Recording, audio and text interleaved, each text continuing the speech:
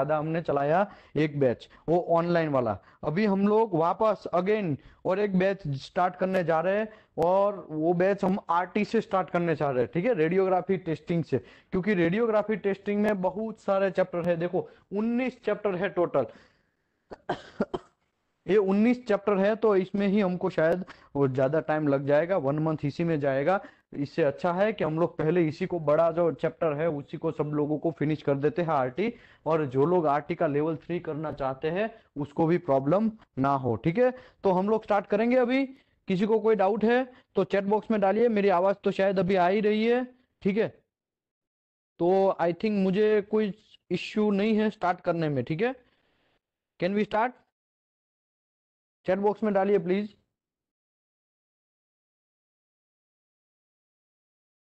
Okay, camera નું start કર્યું કેમેરો? Okay okay, let's start again. Welcome my friend everybody. नमस्कार दोस्तों, हम लोग अगेन और एक नया मोड पे जा रहे हैं। रेडियोग्राफी टेस्टिंग का मेथड जो है उसमें लेवल 2 और लेवल 3 का जिसको ट्रेनिंग चाहिए उसके हिसाब से आज हम लोग आगे बढ़ रहे हैं। चैप्टर नंबर 1 है, वो है एप्लीकेशन ट्रेनिंग एंड सर्टिफिकेशन।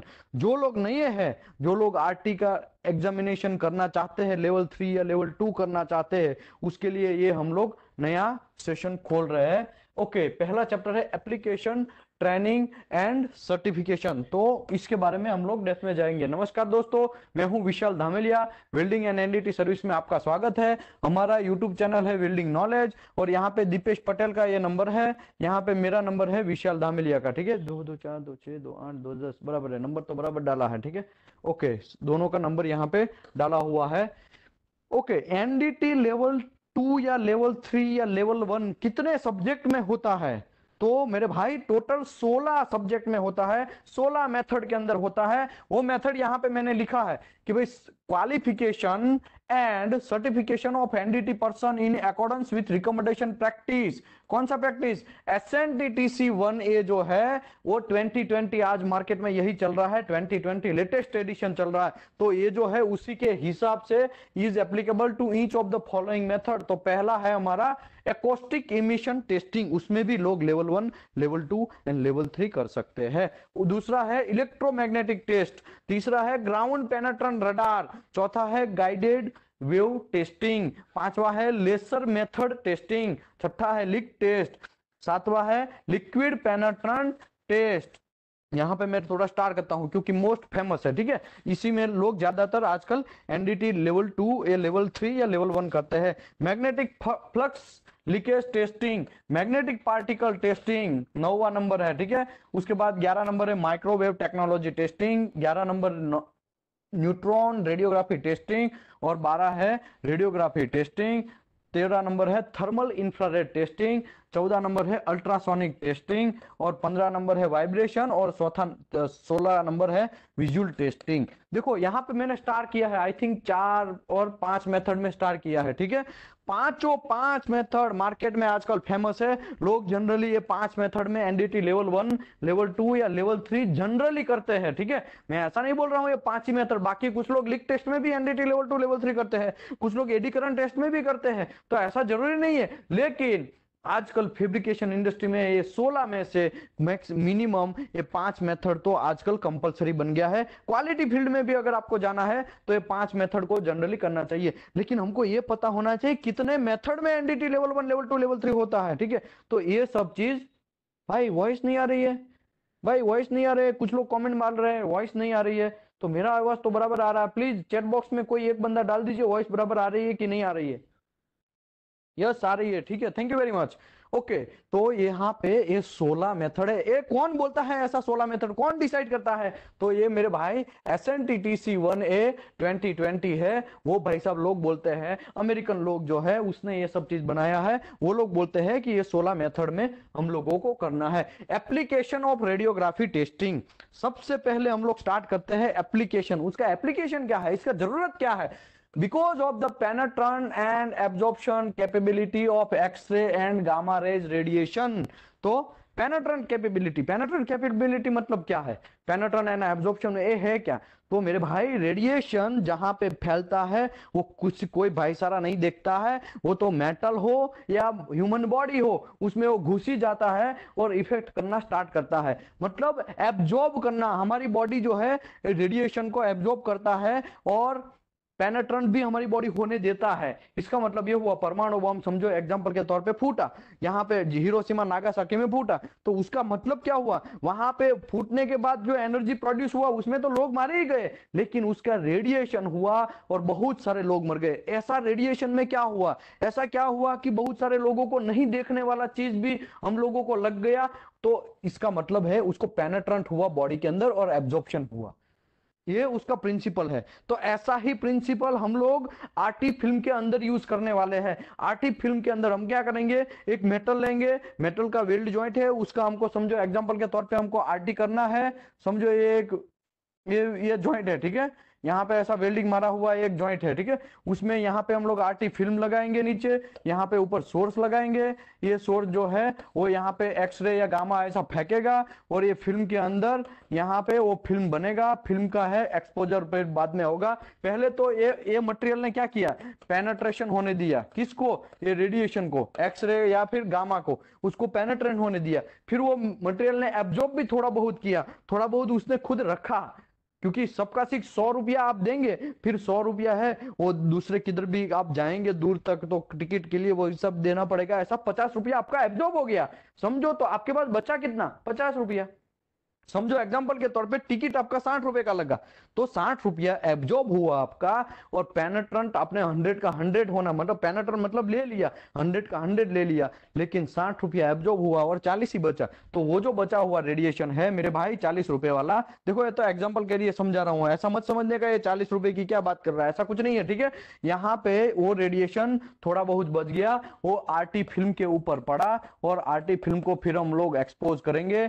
उसको हम लोग क्या करेंगे, धोएंगे, फिल्म को धोएंगे, तब हमको उसमें क्या क्या इफेक्ट हुआ, वो जो 40 रुपया जो टिकट 60 रुपया टिकट में गया, वो टिकट में क्या क्या कांड हुआ, कहां से कहां पहुंचा, वो सब चीज वो यहाँ पे फिल्म के अंदर दिखाएगा। इसका मतलब कि हमने ऊपर से कुछ एक्सरे को डाला, वो मटेरियल के अंदर एब्जॉर्ब पेनेट्रेंट हुआ, पेनेट्रेंट तो पूरा हुआ, लेकिन एब्जॉर्ब की वजह से कुछ ही नीचे आ सका फिल्म के अंदर। वो जो कुछ चीज नीचे फिल्म के अंदर आया वो फिल्म को लेटेंट इमेज जनरेट करेगा। क्या करेगा? Latent image. लेटेंट इमेज का मतलब क्या है?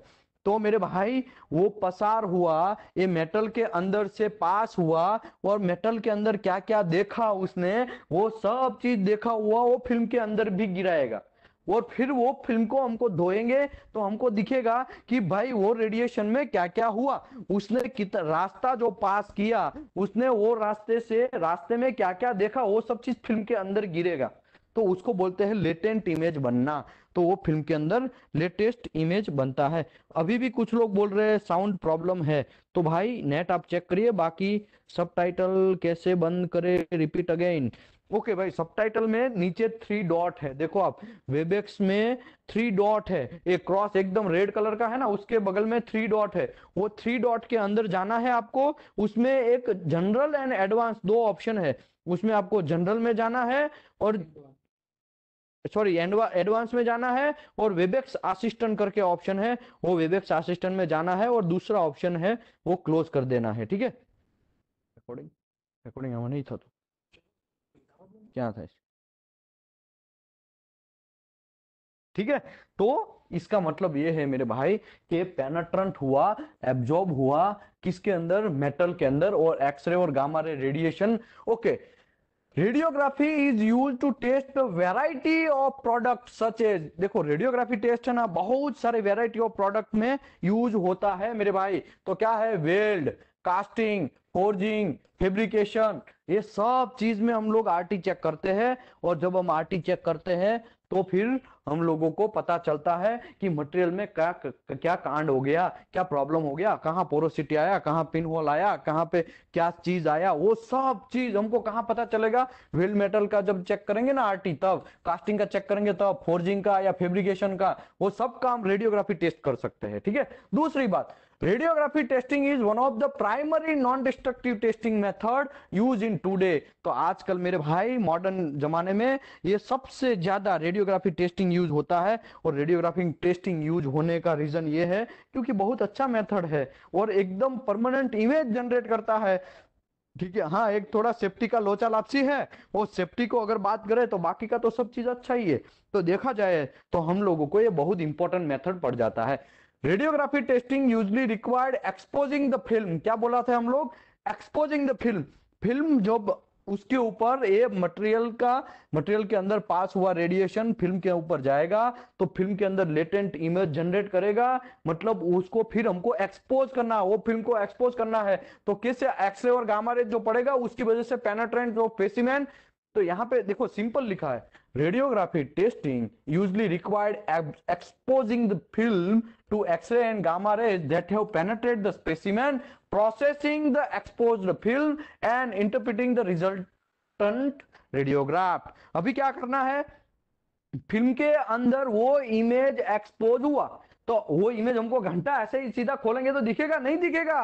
वो आरटी फिल्म को मेरे भाई हमको एक्सपोज करना पड़ेगा, मतलब उसको धोना पड़ेगा। उसको धोने के बाद इसमें क्या होता है, पहले तो डेवलपर बात होता है, fixed water, running water, stop बात, ऐसे सब चीज बात होते हैं, वो आगे आएगा चैप्टर में तो मैं समझ आएगा। लेकिन कहने का मतलब ये है, फिर धोने के बाद हम लोग प्रॉपरली धो देते हैं, उसके बाद हम आरटी फिल्म जो व्यूअर है उसमें देखना है फिल्म को और उसका रिजल्ट चेक करना है कि भाई वो हमारा रेडियोग्राफ या फिर जो भी है वेल्ड या कास्टिंग या फोर्जिंग या फैब्रिकेशन जो हमने किया है वो एक्सेप्ट है कि रिजेक्ट है। ठीक है, ओके, कैसे करेंगे वो एक अलग मैटर है, वो तो मैं करवाई गई। लेकिन इतना बात समझो कि रेडियोग्राफी टेस्टिंग जब हम करते हैं तो फिल्म के अंदर एक्सपोज होता है एक्सरे और गामा रे, और वो उसको पेनेट्रेंट हुआ स्पेसिमेन के अंदर, वो पेनेट्रेंट होने के बाद फिल्म के ऊपर जाता है, वो पेनेट्रेंट होने के टाइम पे एब्जॉर्ब भी होता है, उसके बाद फिल्म के ऊपर एक्सपोज होता है। वो फिल्म को हमको धोना है, पहला डेवलपर बात है, डेवलपर के बाद हमारा दूसरा फिक्स बात है, फिर स्टॉप बात है, उसके बाद रनिंग वाटर, ड्राइंग, फिर उसके बाद हम लोगों को आरटी फिल्म व्यूअर होएगा और उसमें हमको देखना है। ठीक है, ऐसा जनरली होता है, फिर बाद में लास्ट में रिजल्ट देते हैं एक्सेप्ट है कि रिजेक्ट है। तो कहने का मतलब क्या है, कहने का मतलब मेरे भाई ये है कि एप्लीकेशन ऑफ रेडियोग्राफ है वो सब जगह पे होता है इतने एरिया में, और कैसे कैसे होता है वो मैं अभी समझाया। तो अभी एडवांटेज उसका क्या है, तो एडवांटेज और देखो जो भी चीज है उसका एडवांटेज है डिसएडवांटेज है, तो हम लोगों को इसको तो कंपेयर करना ही पड़ेगा। तो ऐसा हम सोचेंगे कि एडवांटेज को छोड़ देते, घंटा नहीं छोड़ेंगे हम, उसको करना ही है हमको। एडवांटेज में ऐसा है, can be used with most material, सभी मटेरियल में यूज होता है, कोई भी मटेरियल हो सब में यूज होता है। ठीक है, तो हम लोगों को क्या, ये सबसे बेस्ट एडवांटेज है। दूसरा है प्रोवाइड अ पेनेट्रेंट विजुअल इमेज, सबसे इंपॉर्टेंट एग्जांपल, ये विजुअल इमेज जनरेट करता है, परमानेंट इमेज जनरेट करता है। अगर ये नहीं होता तो ये आरटी का वैल्यू ही नहीं होता, तब तो यूटी बेस्ट है। यूटी में क्या प्रॉब्लम है, उसका कोई परमानेंट इमेज नहीं है, वो सबसे बड़ा प्रॉब्लम है। लेकिन मेरे भाई इसमें ऐसा नहीं है, वो परमानेंट इमेज जनरेट करता है radiograph. Okay, reveal the internal nature of material, material के अंदर क्या क्या लोचा लापसी है वो सब चीज आपको फिल्म के अंदर दिखाएगा। इसके लिए लिखा है reveal the internal nature of material, material के अंदर कुछ भी गिरा हुआ है, वो जॉइंट समझो वेल्ड जॉइंट है, एग्जांपल के तौर पे यहाँ पे मैं एक वेल्ड जॉइंट ड्रॉ करके देता हूँ। ठीक है, यहाँ पे देखो ये वेल्ड जॉइंट हमने ऐसा वेल्डिंग मारा, ऊपर से यहाँ पे ऐसा टंगस्टन इंक्लूजन फंस गया इतने एरिया में, या यहाँ पे ये एरिया में लेको फ्यूजन आया, तो नीचे का जब आरटी फिल्म है तो यहाँ पे हमने आरटी सोर्स रखा, यहाँ से ऐसे ऐसे रेडिएशन आए, और रेडिएशन आने के बाद यहाँ पे,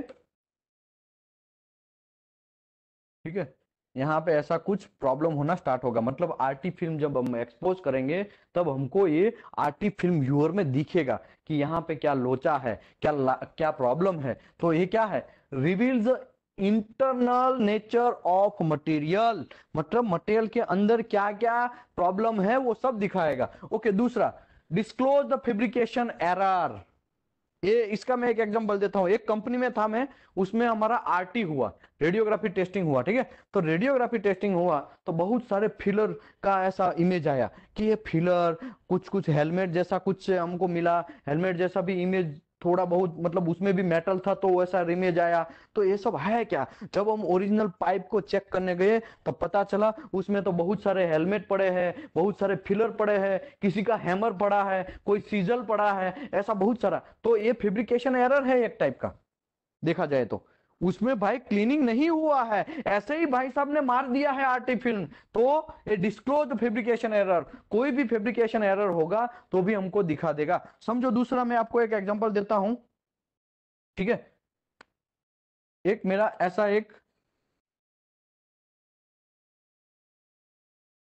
ये मेरा एक जॉइंट है, ठीक है। ये जॉइंट थोड़ा यहां से ऊपर है, देखो दोनों साथ में नहीं है, इतना ऑफसेट है। तो ये जो ऑफसेट है, जब आरटी फिल्म लेंगे तब आपको वहां पे ऑफसेट दिखेगा, विजुअली दिखेगा। समझो यहाँ पे कोई टेक वेल्ड मार दिया है, तो वो टेक वेल्ड भी आरटी फिल्म के अंदर आ जाएगा और आपको पता चलेगा कि यस यहाँ पे कुछ ना कुछ लोचा है। तो ये क्या है, इसका मतलब क्या है? ये डिस्क्लोज द फैब्रिकेशन एरर, कुछ चीज हम नहीं देख पाते हैं वो भी देख लेगा वो भाई साहब, कौन? आरटी, ठीक है। रिवील द स्ट्रक्चरल डिसकंटिन्यूटी, ये तो डेफिनेटली पार्ट है कि भाई स्ट्रक्चरल डिसकंटिन्यूटी क्या है, lack of fusion, lack of penetration या tungsten inclusion, porosity, pinhole, slag, ये सब चीज दिखा देगा। इसके लिए लिखा है रिवील द स्ट्रक्चरल डिसकंटिन्यूटी, तो वो भी दिखाएगा। लिमिटेशन क्या है, सबसे प्रॉब्लमेटिक आरटी में क्या है, देखो ये सब चीज यहाँ पे इंट्रोडक्शन में दिया गया है, इसके लिए मैं करवा रहा हूं और हमको करना ही है।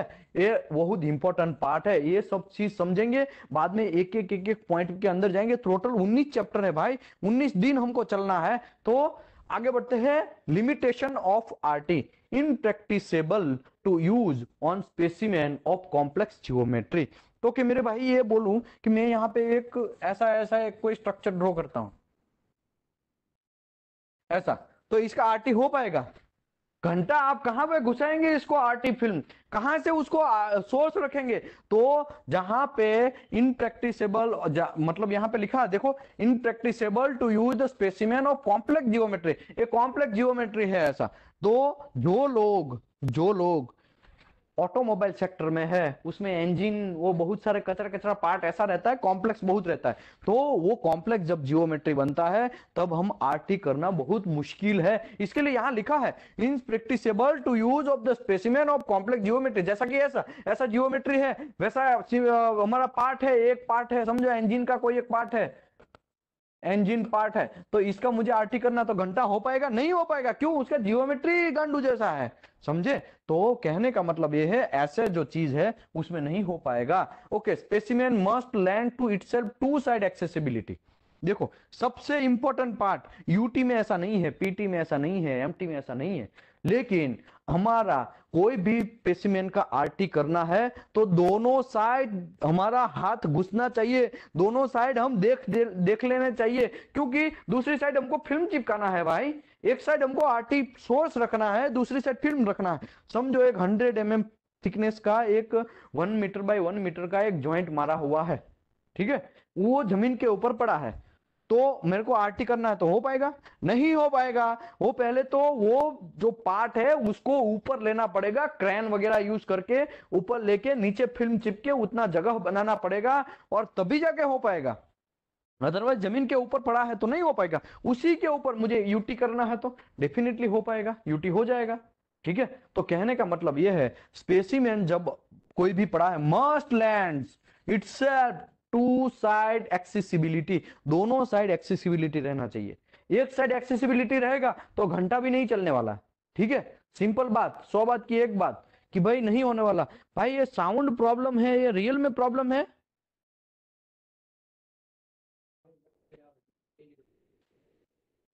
ओके, यहाँ पे ऑफलाइन वाले लोग भी बोल रहे हैं कि भाई साउंड तो बराबर आ रहा है। भाई आप लोग आपका साउंड शायद इंटरनेट चेक करिए मेरे भाई, इंटरनेट चेक करेंगे तो प्रॉपरली समझ में आ जाएगा, शायद इंटरनेट में ही जनरली प्रॉब्लम होता है, ठीक है। ओके, आगे बढ़ते हैं। Specimen must lend itself two side accessibility, दोनों साइड एक्सेसिबिलिटी होना चाहिए मेरे भाई। अगर ये है तो ही आप आरटी कर सकते हैं। दूसरा है, तीसरा है, laminar type discontinuity are often undetectable by RT. सबसे प्रॉब्लमेटिक वर्ड, समझो ऐसा मेरा कोई एक जॉइंट है, ठीक है, जॉइंट नहीं है, ऐसा एक प्लेट है, समझो एग्जांपल के तौर पे ऐसा मेरा एक प्लेट है, अभी मेरा एक यहाँ पे आरटी फिल्म है, ठीक है, ये मेरा यहाँ पे ऐसा एक आरटी फिल्म पड़ा है, ऊपर मेरा यहाँ पे ऐसा सोर्स है, यहां से ये रेडिएशन ऐसे ऐसे गिरे, ठीक है। अभी रेडिएशन आया तो रेडिएशन यहाँ पे पहुंचेगा, ठीक है।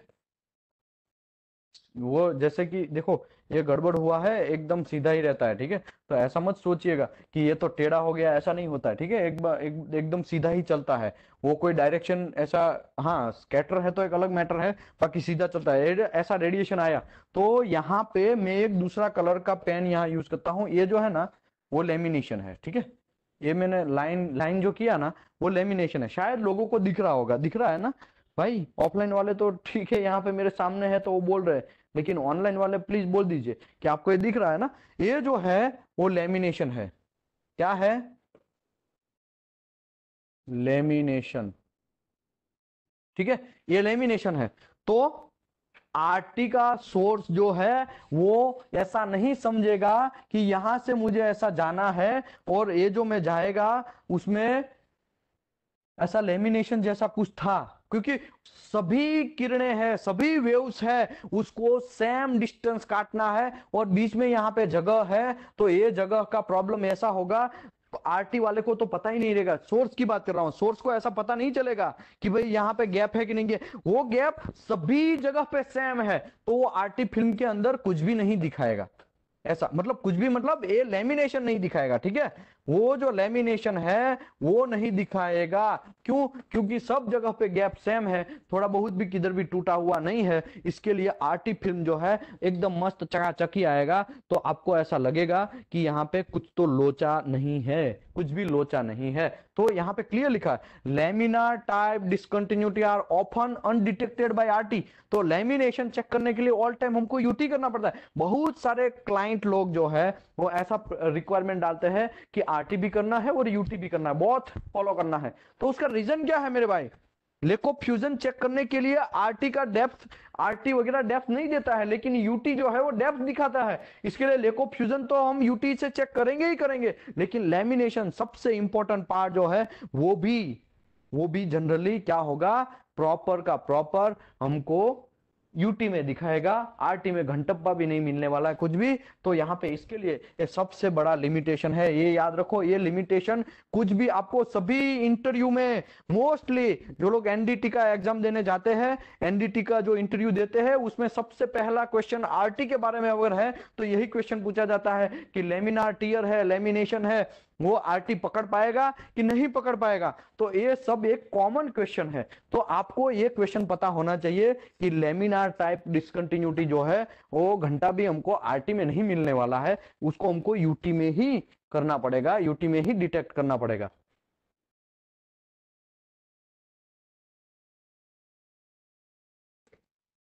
ओके, आगे है safety consideration imposed by x-ray and gamma rays must be considered। Okay, safety consideration, safety consider, आजकल बहुत सारे लोग रशिया में भी वो जो हिरोशिमा और नागासाकी में जो हुआ था जापान में, उसका अभी भी लोग भुगत रहे, पता है ना। तो ये है ये बात। उसके बाद हमारा ये रशिया में, अभी तो यूक्रेन में है वो, ठीक है, वो भी फटा था, याद है ना, बहुत सारे लोगों को, बहुत सारे लोग भी मर गए थे, उसका रेडिएशन भी बहुत सारे लोगों को लग गया था। आज भी उसका शील्डिंग का प्रोजेक्ट चल रहा है। वो क्या है, वो ये रीजन है। तो कहने का मतलब ये है सेफ्टी इज बहुत इंपॉर्टेंट पार्ट है। हम लोगों को कैंसर होने का चांस ही होता है। सबसे पहले याद रखो आप, सबसे पहले चेरनोबिल, देखो किसी ने लिखा भी है Chernobyl disaster, super, very good, बहुत अच्छा है, जागते रहो ऐसा भाई। चेरनोबिल डिजास्टर रशिया में जो था हुआ, अभी तो यूक्रेन में था, पहले तो रशिया था, ठीक है, यूक्रेन और रशिया दोनों एक ही थे, उस टाइम की बात कर रहा हूँ। उस टाइम पे चेरनोबिल हुआ था, अभी तो अलग हो गया, तो यूक्रेन में चला गया, ठीक है, चेरनोबिल। और चेरनोबिल जो एक्सीडेंट हुआ, चेरनोबिल डिजास्टर हुआ, उसमें बहुत सारे लोगों ने जान भी गंवाया, बहुत सारे लोगों ने रेडिएशन भी खाया, और कुछ लोग अभी भी, कुछ लोग अभी भी वहां पे जाके फोटो खिंचवाते हैं, और वहां पे टेबल का टेबल जैसा है वैसा ही टेबल है, वहां पे झाड़ी वगैरह उग चुका है अभी, ठीक है, वो एरिया में, लेकिन लोग फिर भी कुछ अनसमझ और अनपढ़ गवार लोग है ना, वो वहां पे जाते हैं और फोटो खिंचवाते हैं, और हम लोग ये डिजास्टर में गए थे, फोटो खिंचवा गए, अरे लोडू लग जाएगा तुमको रेडिएशन। सबसे इंपॉर्टेंट पार्ट याद रखो आप, सबसे इंपॉर्टेंट पार्ट, रेडिएशन लगता है तो सबसे ज्यादा आपको किस पे लगता है, आपका पेनिस है उसको लगता है, सबसे वो सबसे ज्यादा नाजुक है, तो उसको बचा के रखना है। दूसरा, आंख, हमारा आंख जो है उसको आपको बचा के रखना है। तीसरा है हमारा कान, कान के पर्दे वो भी खुला है ना, नाभि, हमारा नाभि, ठीक है, वो भी, तो ये सब चीज जो ओपन ओपन पार्ट है उसमें सबसे ज्यादा रेडिएशन लगने का चांसेस है, तो ये सब चीज याद रखिए, आप लोगों को उसको बचा के रखना है। Okay, safety consideration imposed by X-ray and gamma rays must be considered, must be considered, देखो यहाँ पे मस्ट वर्ड आया, तो लोग जनरली, ये भी एक रीजन होता है, लोग यूज नहीं करते। लंग्स, किसी ने दिखा लिखा लंग्स के ऊपर भी सबसे ज्यादा रेडिएशन इफेक्ट करता है, यस डेफिनेटली होता है, वो सब चीज बहुत क्रिटिकल चीज है, आपको ये ध्यान रखना है कि सेफ्टी का ध्यान एकदम प्रॉपर से नहीं रखा तो क्या कांड होता है। मैं आपको एक सिंपल सऊदी अरबिया का एग्जांपल देता हूं।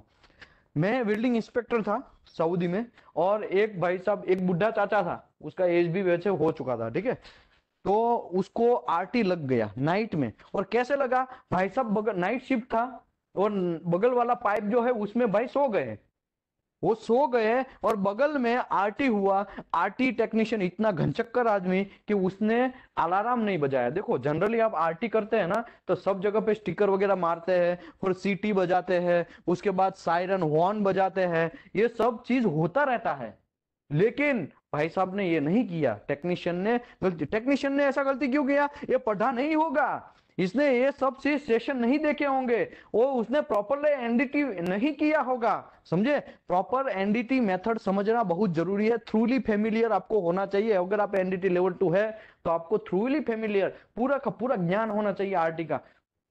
ओके, चलो चलो समझो उसने नहीं हुआ, उस टाइम पे हो गया, चाचा का कांड हो गया, चाचा के साथ आटे लग गया, उसको चक्कर आने लगे, उल्टी वॉमिटिंग होगी, सब होने लगा, वो और दूसरे मॉर्निंग में वो वहां पे ही भाई सो रहे, और मैं वहां पे जा रहा हूँ और मुझे कंप्लेन कर रहा है, साहब मेरे को आरटी लग गया, तो लग ही जाएगा ना भाई, जहां तहां सो जाओगे तो लग ही जाएगा, तो ध्यान रखना है, आपको तो ध्यान रखना है, बाकी टेक्नीशियन का तो गलती है ही, लेकिन आपका सबसे बड़ा गलती है, आपका 99% गलती है, टेक्नीशियन तो बात की बात है, टेक्नीशियन का तो गलती है ही, वो तो हम एक्सेप्ट भी कर रहे हैं, लेकिन आपको भी ध्यान रखना है। और उसके बाद वो चाचा को जनरली बहुत फास्ट मेडिकल वगैरह प्रोसेस करके जैसे थे आनंद फानंद में उसको इंडिया भेज दिया गया, और विथ इन कुछ साल के बाद, एक आध साल शायद जिए होंगे, उसके बाद वो एक्सपायर हो गए, तो ये एक रीजन है, तो सेफ्टी इज मोस्ट कंसिडरेशन।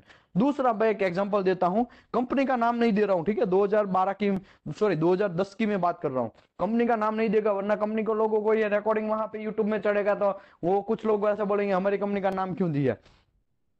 पहले के जमाने में क्या होता था, आरटी का सोर्स है ना वो निकलता था, वो कभी कभी गिर जाता था नीचे, तो उसको एक ऐसा इंस्ट्रूमेंट से उठा के फिर उसमें वापस ट्यूब के अंदर फिट किया जाता था। तो भाई साहब हमारा अनपढ़ गवार, उसने क्या किया, नीचे गिर गया, हाथ से लगा के चिपका दिया, हाथ में लगा के, भले ही वो थोड़ा बहुत गर्म लगता है तो क्या फर्क पड़ता है, ऐसे ही लगा देते हैं, लगा दिया, और कैंसर उसको उंगली से स्टार्ट हुआ। तो कहने का मतलब ये है, बहुत इंपॉर्टेंट बात है भाई, अभी नाम मत भेजो कंपनी का, how he got the approval, yes, किसी ने लिखा how much distance maintain the time of RT testing, तो डिस्टेंस मेंटेन का भी एक फॉर्मूला है, वो फॉर्मूला आएगा तो मैं समझाएगा, डी स्क्वायर आई स्क्वायर ऐसा करके एक फॉर्मूला है, वो आएगा तो मैं समझाएगा। ओके, दूसरी बात, अभी दूसरा एग्जांपल, तीसरा एक एग्जांपल देते हैं, ठीक है, लोगों को बोरिंग नहीं होना चाहिए भाई, आप समझो बात को, ये कितना सीरियस है, इसी के ऊपर कितना सीरियस है, मैं वैसे 3 चैप्टर इसके ऊपर समझाने वाला हूं, लेकिन बात समझो, एक बंदा, इंडिया की ही बात है, गुजरात की बात है, ठीक है, एक बंदा सोर्स को जेब में ले लिया, सोर्स को जेब में ले लिया, देखो जब वो हेल्पर ही करता है तो पहले जमाने में ये सब चीज का इतना अवेयरनेस नहीं था, उसने जेब में ले लिया, और ये बात है 2010 की भी नहीं, उससे भी पुरानी बात है, ठीक है, जेब में ले लिया, वो पहले तो बस में बैठा कंपनी का, बहुत सारे लोगों को लगा, ठीक है। रेडिएशन बहुत सारे लोगों को, करीबन उसमें 40 से 42 लोग सवार थे, सबको रेडिएशन लगा। घर पे गया, घर पे अपना पैंट जो है ना, पैंट वो खिल्ले पे टांगा, तो उसकी बीबी को लगा, उसकी 3 बच्ची थी, तीनों बच्ची को भी लगा। जब यहाँ पे रेडिएशन भाई साहब कंपनी में ढूंढा जा रहा है कि ये सोर्स कहाँ गया, तो सोर्स मिल नहीं रहा है। तुरंत बीएआरसी को इन्फॉर्म किया गया, बीएआरसी का टीम आया और करीबन 1.5 दिन के अंदर उसका रिसर्च किया गया और पता चला ये भाई साहब लेके गए हैं घर पे। और घर पे वो गए तो उसको मिला कि यहाँ पे पहले तो सब एरिया को इवेक्यूएशन किया, इमरजेंसी के तौर पे सब लोगों को बाहर निकाला। वहां पे तुरंत इमरजेंसी बेस पे वहां पे बुलडोजर आया, उसने तुरंत खड्डा किया, वहां पे वो सोर्स को रखा, बड़े बड़े पत्थर रख दिए गए टेम्पररी बेसिस पे, ठीक है, टेम्पररी बेसिस पे ऐसा किया गया। और फिर थोड़े दिन के बाद उसको सोर्स को, थोड़े दिन भी नहीं, एक आध हाफ या 2 डेज के बाद उसको तुरंत सोर्स को प्रॉपरली प्रोटेक्शन करके ले गया। तो कहने का मतलब ये है, वो भाई साहब जो वो जो जेब में लेके गया ना, उसका 3 दिन में एक्सपायर हो गया, 3 डेज। उसका लड़की 6-6 महीने के अंतराल में वो एक्सपायर हो गए। उसका वाइफ थोड़ा एज है उसका, तो उसको थोड़ा जल्दी वो एक्सपायर हुआ, विथ इन 1 मंथ के अंदर वो भी एक्सपायर हो गया। कहने का मतलब क्या है, बहुत इंपॉर्टेंट चीज है सेफ्टी कंसिडरेशन। आप अगर थोड़ा भी सेफ्टी में चूक हुआ तो आपके साथ हो जाएगा कांड, ठीक है। तो याद रखो रेडिएशन बहुत इंपॉर्टेंट है, हमारा जितना उसका यूज है उतना भी नुकसान है, तो आपको ये सब चीज ध्यान रखना है। ओके, ज्यादा नहीं हम बात करेंगे, आगे बढ़ते हैं। It is relatively expensive means of non destructive testing. ये बात याद रखो, यूटी से भी एक्सपेंसिव है, पीटीएमटी सभी से एक्सपेंसिव है, क्योंकि एक तो आरटी फिल्म लाना है, एजी ब्रोमाइड का फिल्म है, ये आरटी जो फिल्म है ना, ये यहाँ पे आरटी फिल्म, वो एजीबीआर, या तो उसको सिल्वर हैलाइड भी बोलते हैं या सिल्वर ब्रोमाइड भी बोलते हैं, उसका फिल्म है, वो भी एक तो महंगा, उसके बाद टेक्नीशियन महंगा, उसके बाद सोर्स महंगा, बहुत सारे महंगाई इसमें पड़ता है मेरे भाई। तो याद रखो ये बहुत इंपॉर्टेंट है कि बहुत सारा एक्सपेंसिव मेथड है ये आरटी। आगे बढ़ते हैं, इतना तो लिमिटेशन था ही। ओके, सेफ्टी कंसिडरेशन में थोड़ा और हम जाएंगे। Because of the radiation can not be detect by any other 5 sense. हम लोग रेडिएशन को 5 सेंस हमारा है, 5 सेंस कौन सा है, हम लोग टच नहीं कर सकते रेडिएशन, घंटा भी पता नहीं चलेगा कि यहाँ पे रेडिएशन आ रहा है। अगर ऐसा होता तो आजकल बहुत सारे हिरोशिमा नागासाकी में लोग बच गए होते, लेकिन ऐसा नहीं है।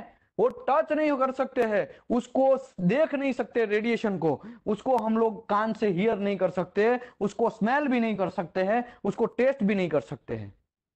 तो ये हमारा 5 सेंस पहले तो काम नहीं आता है, उसी के वजह से तो ये सब चुतियाप्पा है, ठीक है। अगर दिख जाता हमको, अगर हीरिंग हम कान से सुन लेते, तब तो हम पहले से ही दूर भाग जाते, लेकिन ऐसा नहीं है मेरे भाई। यहाँ पे हम लोगों को ये 5 सेंस जो है वो काम नहीं करता। Because of the radiation can not be detect by any of our 5 sense, strictly compliance with the safety regulation is required. इसी की वजह से आप लोगों को स्ट्रिक्टली कंप्लायंस करना है, स्ट्रिक्टली आपको सेफ्टी रेगुलेशन फॉलो करना है मेरे भाई, याद रखो।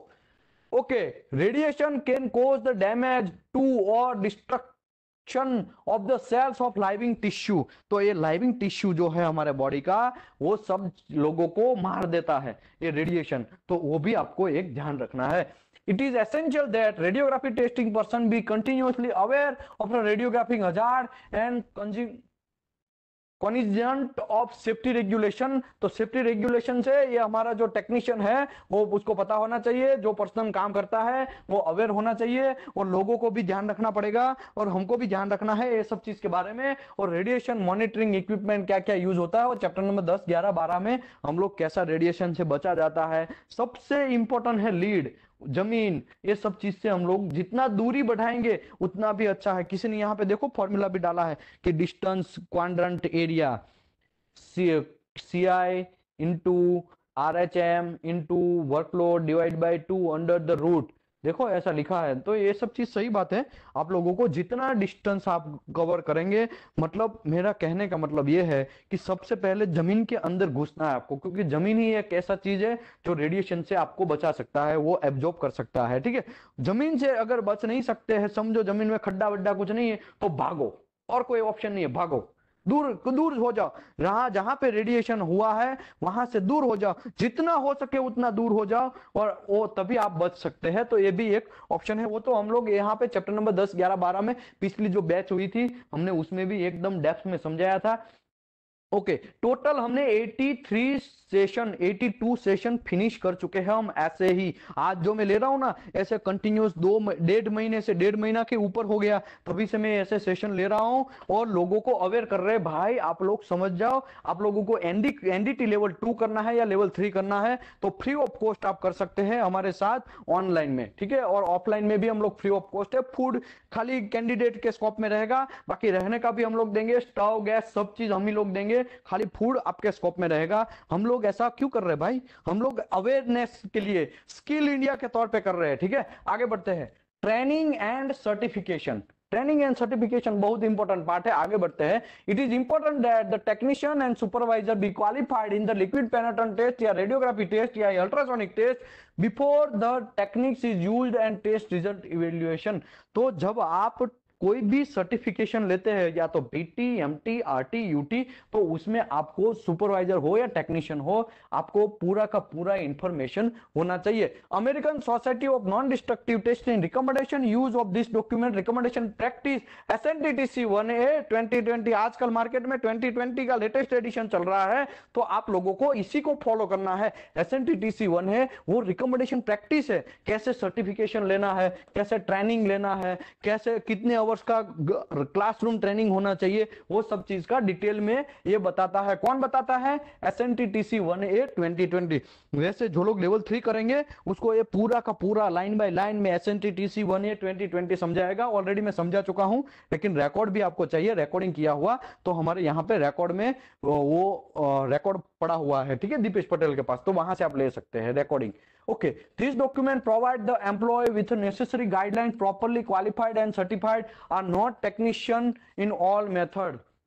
ओके, तो आपको कैसे सर्टिफिकेशन लेना है और क्या क्या करना है, वो गाइडेंस एसएनटीटीसी 1A 2020 प्रोवाइड करता है। To compliance with this document the employer must establish written practice. ये सबसे इंपॉर्टेंट पार्ट, कोई भी कंपनी है, दुनिया का कोई भी कंपनी है, अगर वो एनडीटी कर रहा है और एसएनटी टीसी 1A मतलब एएसएमई के हिसाब से एनडीटी हो रहा है, किसके हिसाब से? American Society of mechanical engineering के हिसाब से, सेक्शन 5 के हिसाब से एनडीटी हो रहा है, तो आपकी कंपनी के पास रिटर्न प्रैक्टिस होना ही चाहिए। बहुत सारे लोग आते हैं, सर हमारी कंपनी के पास तो ऐसा रिटर्न प्रैक्टिस देखा ही नहीं, घंटा इसके लिए नहीं देखा, आपने कभी मांगा ही नहीं। आप पहले मांग के तो देखो, अगर समझो आपकी कंपनी के पास नहीं है तो आपकी कंपनी बहुत बड़ा अली बाबा है। आपको तो पहले अरेंज करना पड़ेगा या तो प्रिपेयर करना पड़ेगा रिटर्न प्रैक्टिस। रिटर्न प्रैक्टिस में क्या लिखा होता है कि कौन कौन सर्टिफाइड है हमारी कंपनी के अंदर, कौन, कैसे हम लोग आरटी परफॉर्म करेंगे, कैसे हम पीटी परफॉर्म करेंगे, कैसे एमटी, यूटी क्या क्या परफॉर्म करेंगे, उसका क्या क्या क्राइटेरिया रहेगा, वो सब चीज, सबका सब चीज हमारा किस में रहेगा? ये रिटर्न प्रैक्टिस, कंपनी का रिटर्न प्रैक्टिस के अंदर रहेगा। एनडीटी प्रोसीजर जो लोग फॉलो करते हैं एज पर एएसएमई के हिसाब से, उन लोगों को एसएनटीटीसी 1A ऐसा बोलता है कि आपको रिटर्न प्रैक्टिस मस्ट रिक्वायर्ड। यहाँ पे क्या, कहां लिखा है? मस्ट वर्ड शायद है, यहाँ देखो ये मस्ट वर्ड लिखा है ना, ये मस्ट वर्ड लिखा है। मस्ट वर्ड का मतलब आपकी कंपनी के पास होना ही चाहिए। चलो यार, क्या यार फर्क पड़ता है, हमारी कंपनी तो छोटा स्केल इंडस्ट्री है, वो भी भले ही एएसएमई के हिसाब से ही काम करती है, लेकिन छोटा स्केल इंडस्ट्री है तो चलेगा।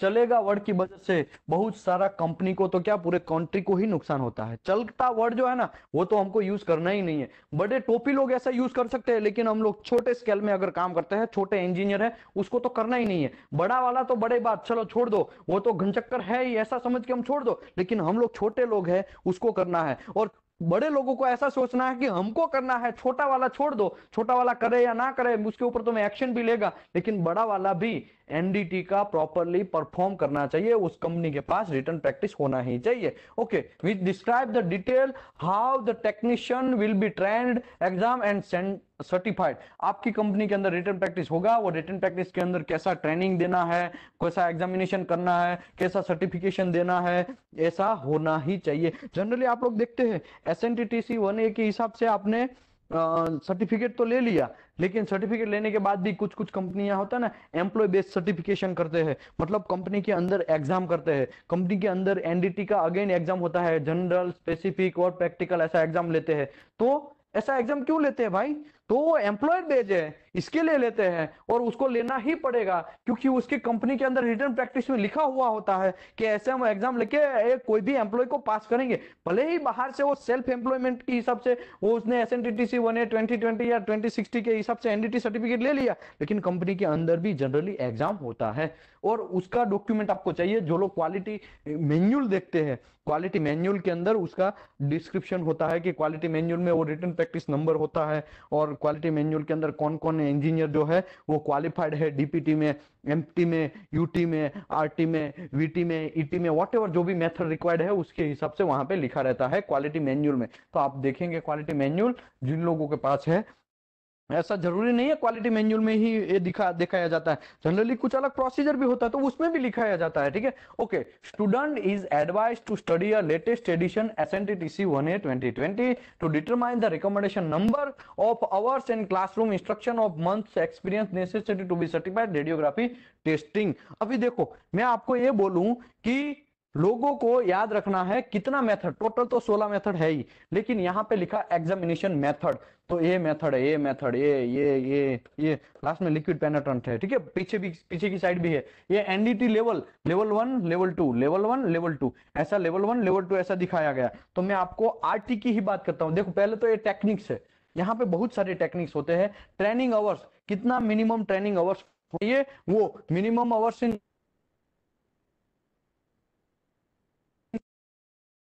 वो सब चीज, ठीक है। दूसरी बात, total hours in NDT, total hours कितना होना चाहिए। एग्जांपल के तौर पे मैं आपको समझाता हूं, लिक्विड पेनिट्रेंट टेस्ट अगर आपको लेवल 1 करना है तो आपको क्लासरूम ट्रेनिंग कितना चाहिए, 4 घंटा चाहिए। ट्रेनिंग आवर्स लिखा है ना यहाँ पे, ट्रेनिंग आवर्स आपको 4 घंटा चाहिए। आपको minimum hours in method technique ये आपने परफॉर्म किया होना चाहिए, और मिनिमम आपने 70 आवर्स का ट्रेनिंग होना चाहिए, आपको पता होना चाहिए 70 घंटा। और टोटल आवर्स इन एनडीटी तो आपको 130 मतलब 130 घंटा काम किया होना चाहिए। लोग जनरली इसको फॉलो नहीं करते हैं, इसको फॉलो नहीं करते हैं, तो बहुत सारे लोग इसी को ज्यादातर फॉलो करते हैं कि 4 घंटे का मिनिमम क्लासरूम ट्रेनिंग तो लेते ही है।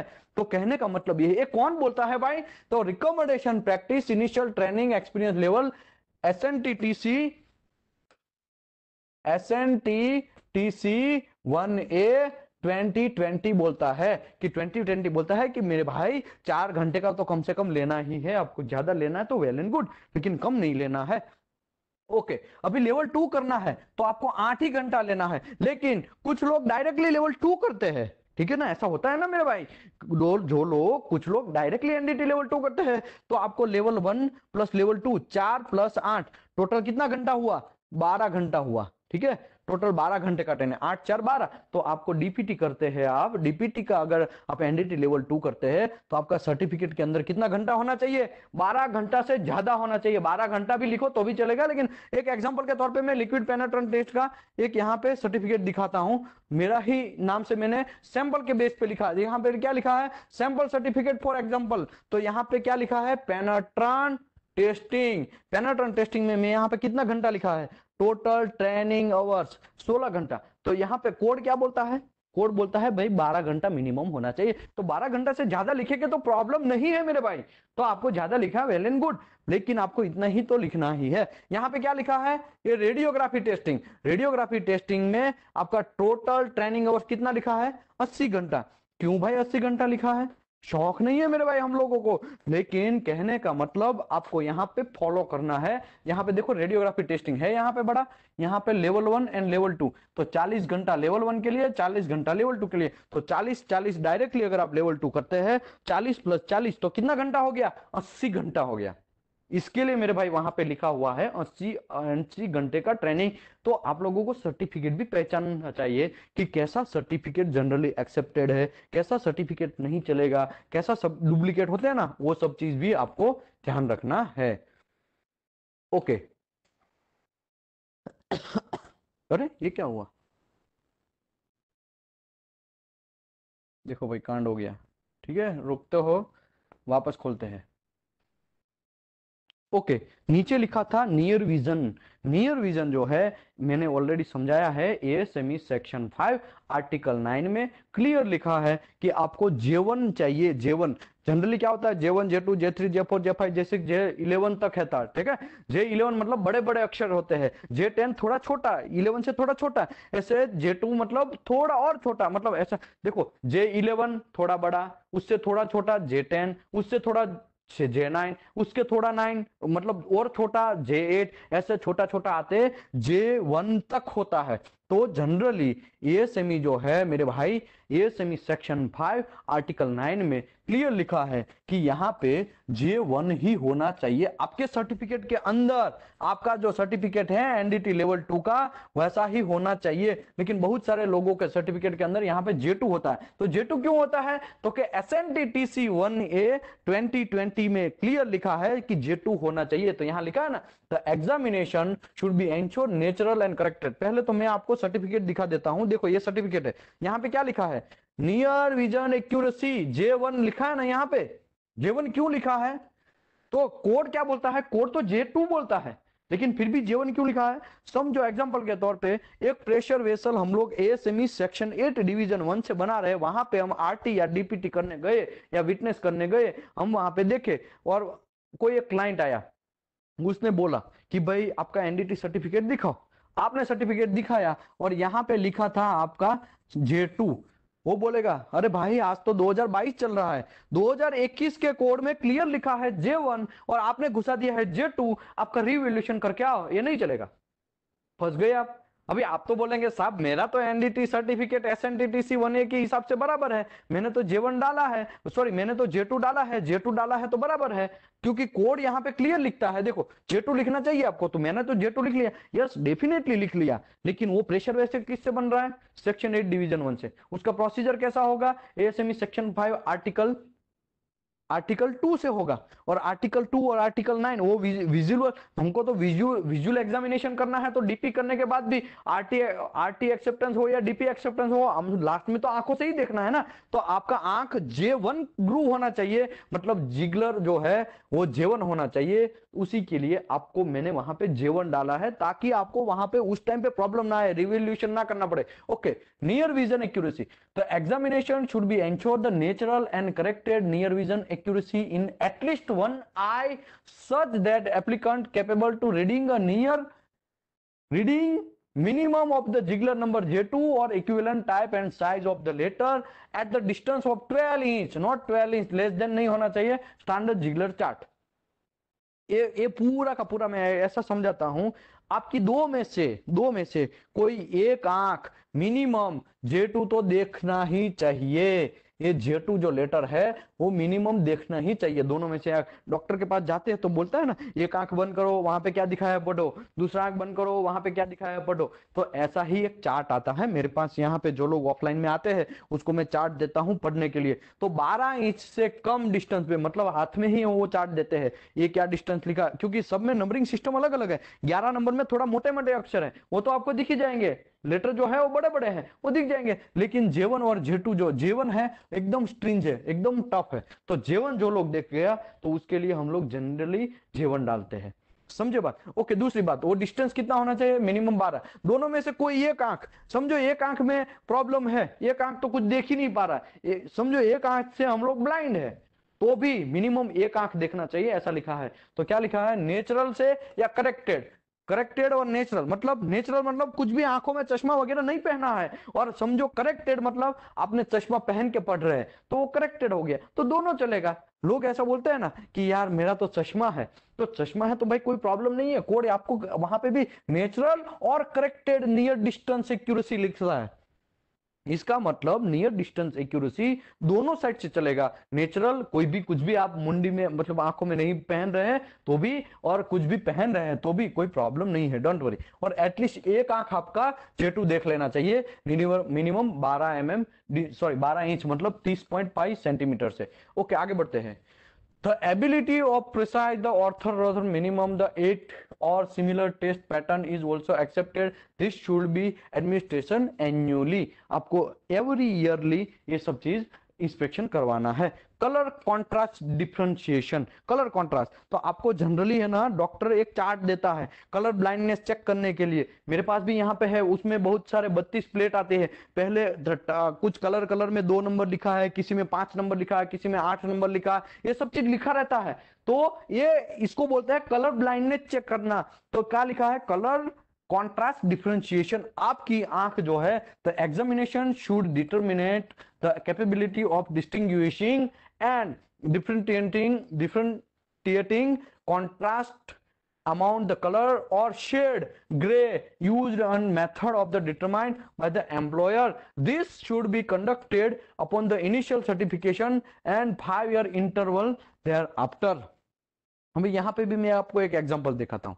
यहाँ पे क्या लिखा है, कलर ब्लाइंडनेस 1 ईयर, सॉरी नील, मतलब आपको दोनों आंख में प्रॉब्लम नहीं है। देखो ये सैंपल सर्टिफिकेट है, ठीक है, यहाँ पे क्लियर लिखा है मैंने सैंपल सर्टिफिकेट है, ठीक है। मैंने देखो किसी और का डालने से अच्छा मैंने मेरा ही डाला है, ठीक है, ताकि आपको समझने में इजीनेस फील हुए। तो कलर ब्लाइंडनेस यहाँ नील लिखा है। ओके, इसका एक्सपायरी कब है, इसका एक्सपायरी मेरे भाई, उसका ये नियर विजन का तो एवरी ईयर था, लेकिन इसका एक्सपायरी 5 साल है। समझो मैंने आज कितना तारीख है, 12/7 ही है ना, 12/7/2022 का मैंने आज ही का दिखा है, देखो डाला है, ठीक है। तो इसका एक्सपायरी होता है 7वें महीने में, मतलब जुलाई के महीने में 2027 के। लेकिन इसने क्या लिखा है, उसी दिन 11/7 को एक्सपायर नहीं होगा, 11/7/2027 को एक्सपायर नहीं होगा। वो कब होगा, मंथ ऑफ द एंड। देखो क्या लिखा है, last day of the month expiration. मतलब ये आपको जब लेवल 3 का एग्जाम देंगे तब आपको एक क्वेश्चन पूछा जाएगा कि आपका एग्जाम्पल के तौर पे ये जो है वो एक्सपायरी कब होता है। तो जनवरी, फरवरी, मार्च, अप्रैल, मई, जून, जुलाई, तो जुलाई 31 डेज का है। तो आपका उसका ये क्या है, कलर ब्लाइंडनेस है, वो कब एक्सपायर होगा, 31/07/2027। फिर आप ऐसा नहीं मार के आइएगा कि भाई 10/7/2027 को एक्सपायर होता है। सर्टिफिकेट की मैं नहीं बात कर रहा हूं, मैं कलर ब्लाइंडनेस की बात कर रहा हूं। मैं कलर ब्लाइंडनेस कब आपका एक्सपायर होगा उसकी बात कर रहा हूं। आई थिंक आप लोग समझ गए होंगे, वरना खाली भली आगे बढ़ते हैं। कलर देखो क्या लिखा है, 5-year इंटरवल, देयरफॉर आपको 5 साल में colour vision, colour contrast differentiation check करवाना है। Vision examination expired on last day of the month of expire, मतलब वो विजन एग्जामिनेशन जो है वो भी आपका मंथ एंड में एक्सपायर होगा, वो आपको समझना है। ओके, ये सर्टिफिकेट में कुछ चीज है मैं आपको समझा देता हूं। देखो कोई भी आप पेपर दो, 16 का 16 मेथड है, उसमें से कुछ पेपर का मैं डिस्कस करता हूं, पैटर्न टेस्ट, तो उसमें आपको जनरल एग्जाम आएगा, स्पेसिफिक एग्जाम आएगा, प्रैक्टिकल एग्जाम आएगा। सभी में ऐसा होता है, जनरल, स्पेसिफिक, प्रैक्टिकल, ठीक है, ये सभी एग्जाम है। जनरल एग्जाम में आपको मिनिमम 70% लाना है, स्पेसिफिक एग्जाम में 70%, प्रैक्टिकल में 70%, लेकिन तीनों का एवरेज जो है 80% से ज्यादा होना चाहिए। एग्जाम्पल के तौर पे आपको जनरल में आया है 75 आया, समझो एग्जाम्पल के तौर पे 75 आया, ठीक है। आपका स्पेसिफिक में आया है 80 आया है, और आपका प्रैक्टिकल में आया है 80 आया है, ठीक है। तो आप पास है या फेल है, तीनों का एवरेज 80 होना चाहिए। पास है या फेल है, डेफिनेटली आप फेल है, क्योंकि तीनों का एवरेज मेरे भाई 80 नहीं होने वाला है। 75 + 80 + 80 इज डिवाइड बाय 3, तो आप 80 नहीं होने वाला है, समझे आप। तो कहने का मतलब मेरे भाई, आप लोग उस टाइम पे फेल हो गए, आपको 80% लाना है। समझो ऐसा हो गया, समझो यहां पे मैंने, यहां पे 80 की जगह मैंने 85 कर दिया होता, तो तब तीनों का एवरेज 80 मेंटेन हो गया होता। यस, डेफिनेटली मेंटेन हो गया होता, और तब आप पास हो गए होते, समझे बात। तो यहां पे मेरे भाई ये समझो कि आप जनरल में 70% से ज्यादा लाना है, स्पेसिफिक में 70% से ज्यादा, प्रैक्टिकल में भी 70% से ज्यादा, तीनों का एवरेज जो है वो 80% से ज्यादा होना चाहिए। तो ये भाई साहब ये लोग बोल रहे हैं, ये हिसाब से हमको आगे बढ़ना है। ओके, लेवल ऑफ एग्जामिनेशन, कहां पहुंचे थे हम लोग यार, मैं कहां पहुंचे थे, हम वही भूल गए। ये तो हो गया, ठीक है, 5 सेंस हमारा मेजर नहीं कर पाता है। Okay, level of qualification, level of qualification है मेरे भाई, उसके बारे में डिस्कस करते हैं। इन the process of being initially trend, जब आप ट्रेनिंग लेने जाते हैं एनडीटी लेवल 2 का, तब की बात है, तब qualified and certified an individual should be consider as a trainee. जब आप क्वालिफाई कर रहे हैं, सर्टिफिकेशन ले रहे हैं, अभी आपको कुछ मिला नहीं है, घंटा भी हाथ में आपके पास सर्टिफिकेट नहीं आया है, तब आपको ट्रेनी ही समझा जाएगा। ये अगर लाइन नहीं लिखा होता कोड ने तो क्या होता? तो सिंपल एग्जांपल देता हूं, सर मैं तो एनडीटी प्रैक्टिस स्टार्ट कर दिया है, एनडीटी में ट्रेनिंग लेने जा रहा हूं, एक इंस्टीट्यूट है वहां पे मैं जा रहा हूं, इसके लिए मैं साइन कर सकता हूं, मुझे कोई प्रॉब्लम नहीं है। घंटा नहीं कर सकते हो, तब तक तुम ट्रेनिंग ही गिने जाओगे जब तक तुमको सर्टिफिकेट नहीं मिलेगा। यहां पे लिखा है क्लियर। अगर ये लाइन नहीं लिखा होता तो इसका बहुत सारा मिस यूज हुआ होता आजकल इंडस्ट्री में। क्या मिस यूज हुआ होता? सर मैं तो ट्रेनिंग लेने जा रहा हूं तो मैं कर सकता हूं साइन, डेफिनेटली मैं साइन करता हूं, लाओ सर्टिफिकेट लाओ, सॉरी पेपर लाओ और रिपोर्ट लाओ, मैं साइन करता हूं। तो ऐसा हो जाता।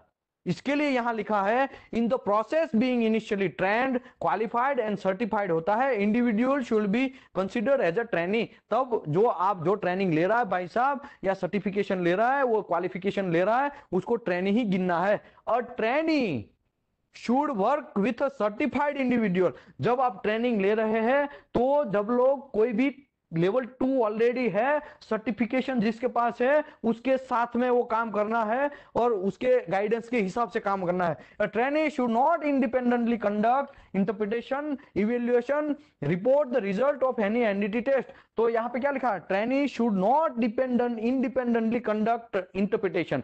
तो जब आप ट्रेनिंग ले रहे हैं तब आप इंडिपेंडेंटली इवेल्युएशन नहीं कर सकते, रिपोर्ट नहीं बना सकते और कोई भी मेथड को परफॉर्म नहीं कर सकते मेरे भाई। ये सब चीज आपको ध्यान रखना है।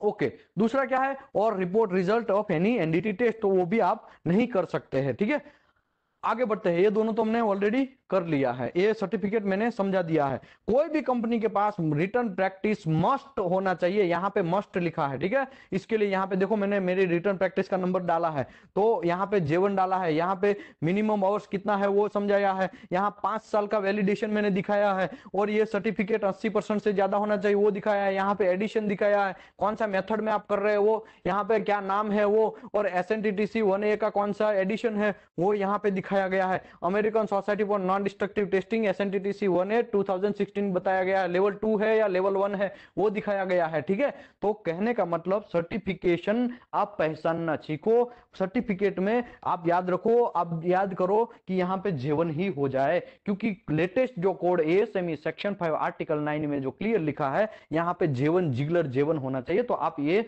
थोड़ा पॉइंट याद रखने का। ठीक है, आगे बढ़ते हैं। Basic level of qualification and follow, सबसे इंपॉर्टेंट पार्ट। भाई ये सब चीज हम कर क्यों रहे? लेवल 1 का ड्यूटी क्या है, लेवल 2 का ड्यूटी क्या है, ये तो हमको समझ में आना चाहिए। तो लेवल 1 जो है वो क्या कर सकता है, उसका ड्यूटी, लेवल 2 क्या कर सकता है उसका ड्यूटी, लेवल 3 क्या क्या चुतिया पकड़ सकता, सॉरी एक काम कर सकता है उसका ये ड्यूटी लिखा गया है। लेवल 1 जो है ही शुड बी क्वालिफाइड। देखो क्या लिखा है, लेवल 1 ही should be qualified to properly perform the specific calibration and specific NDT method. Simple बात, एनडीटी लेवल 1 है, वो कोई भी मेथड जिसमें लेवल 1 है वो कैलिब्रेशन कर सकता है और वो एनडीटी मेथड परफॉर्म कर सकता है। And specific evaluation for acceptance और rejection determine accordance with the written instruction of the supervisor from the certified level 2 and level 3 individual and record result. देखो रिटर्न इंस्ट्रक्शन, अगर लेवल 1 को specific evaluation और acceptance और rejection बोलना है तो level 2 या तो लेवल 3 और रिटर्न में लिख के देना चाहिए। मोबाइल में बोल देगा गेट पे बैठा बैठा लेवल 2 या लेवल 3, हाँ कर लो कोई प्रॉब्लम नहीं है, इवेल्युएशन कर लो, लेमिनेशन मिला है ना, एक काम करो उसको काटने के लिए बोल दो, घंटा ऐसा नहीं चलेगा।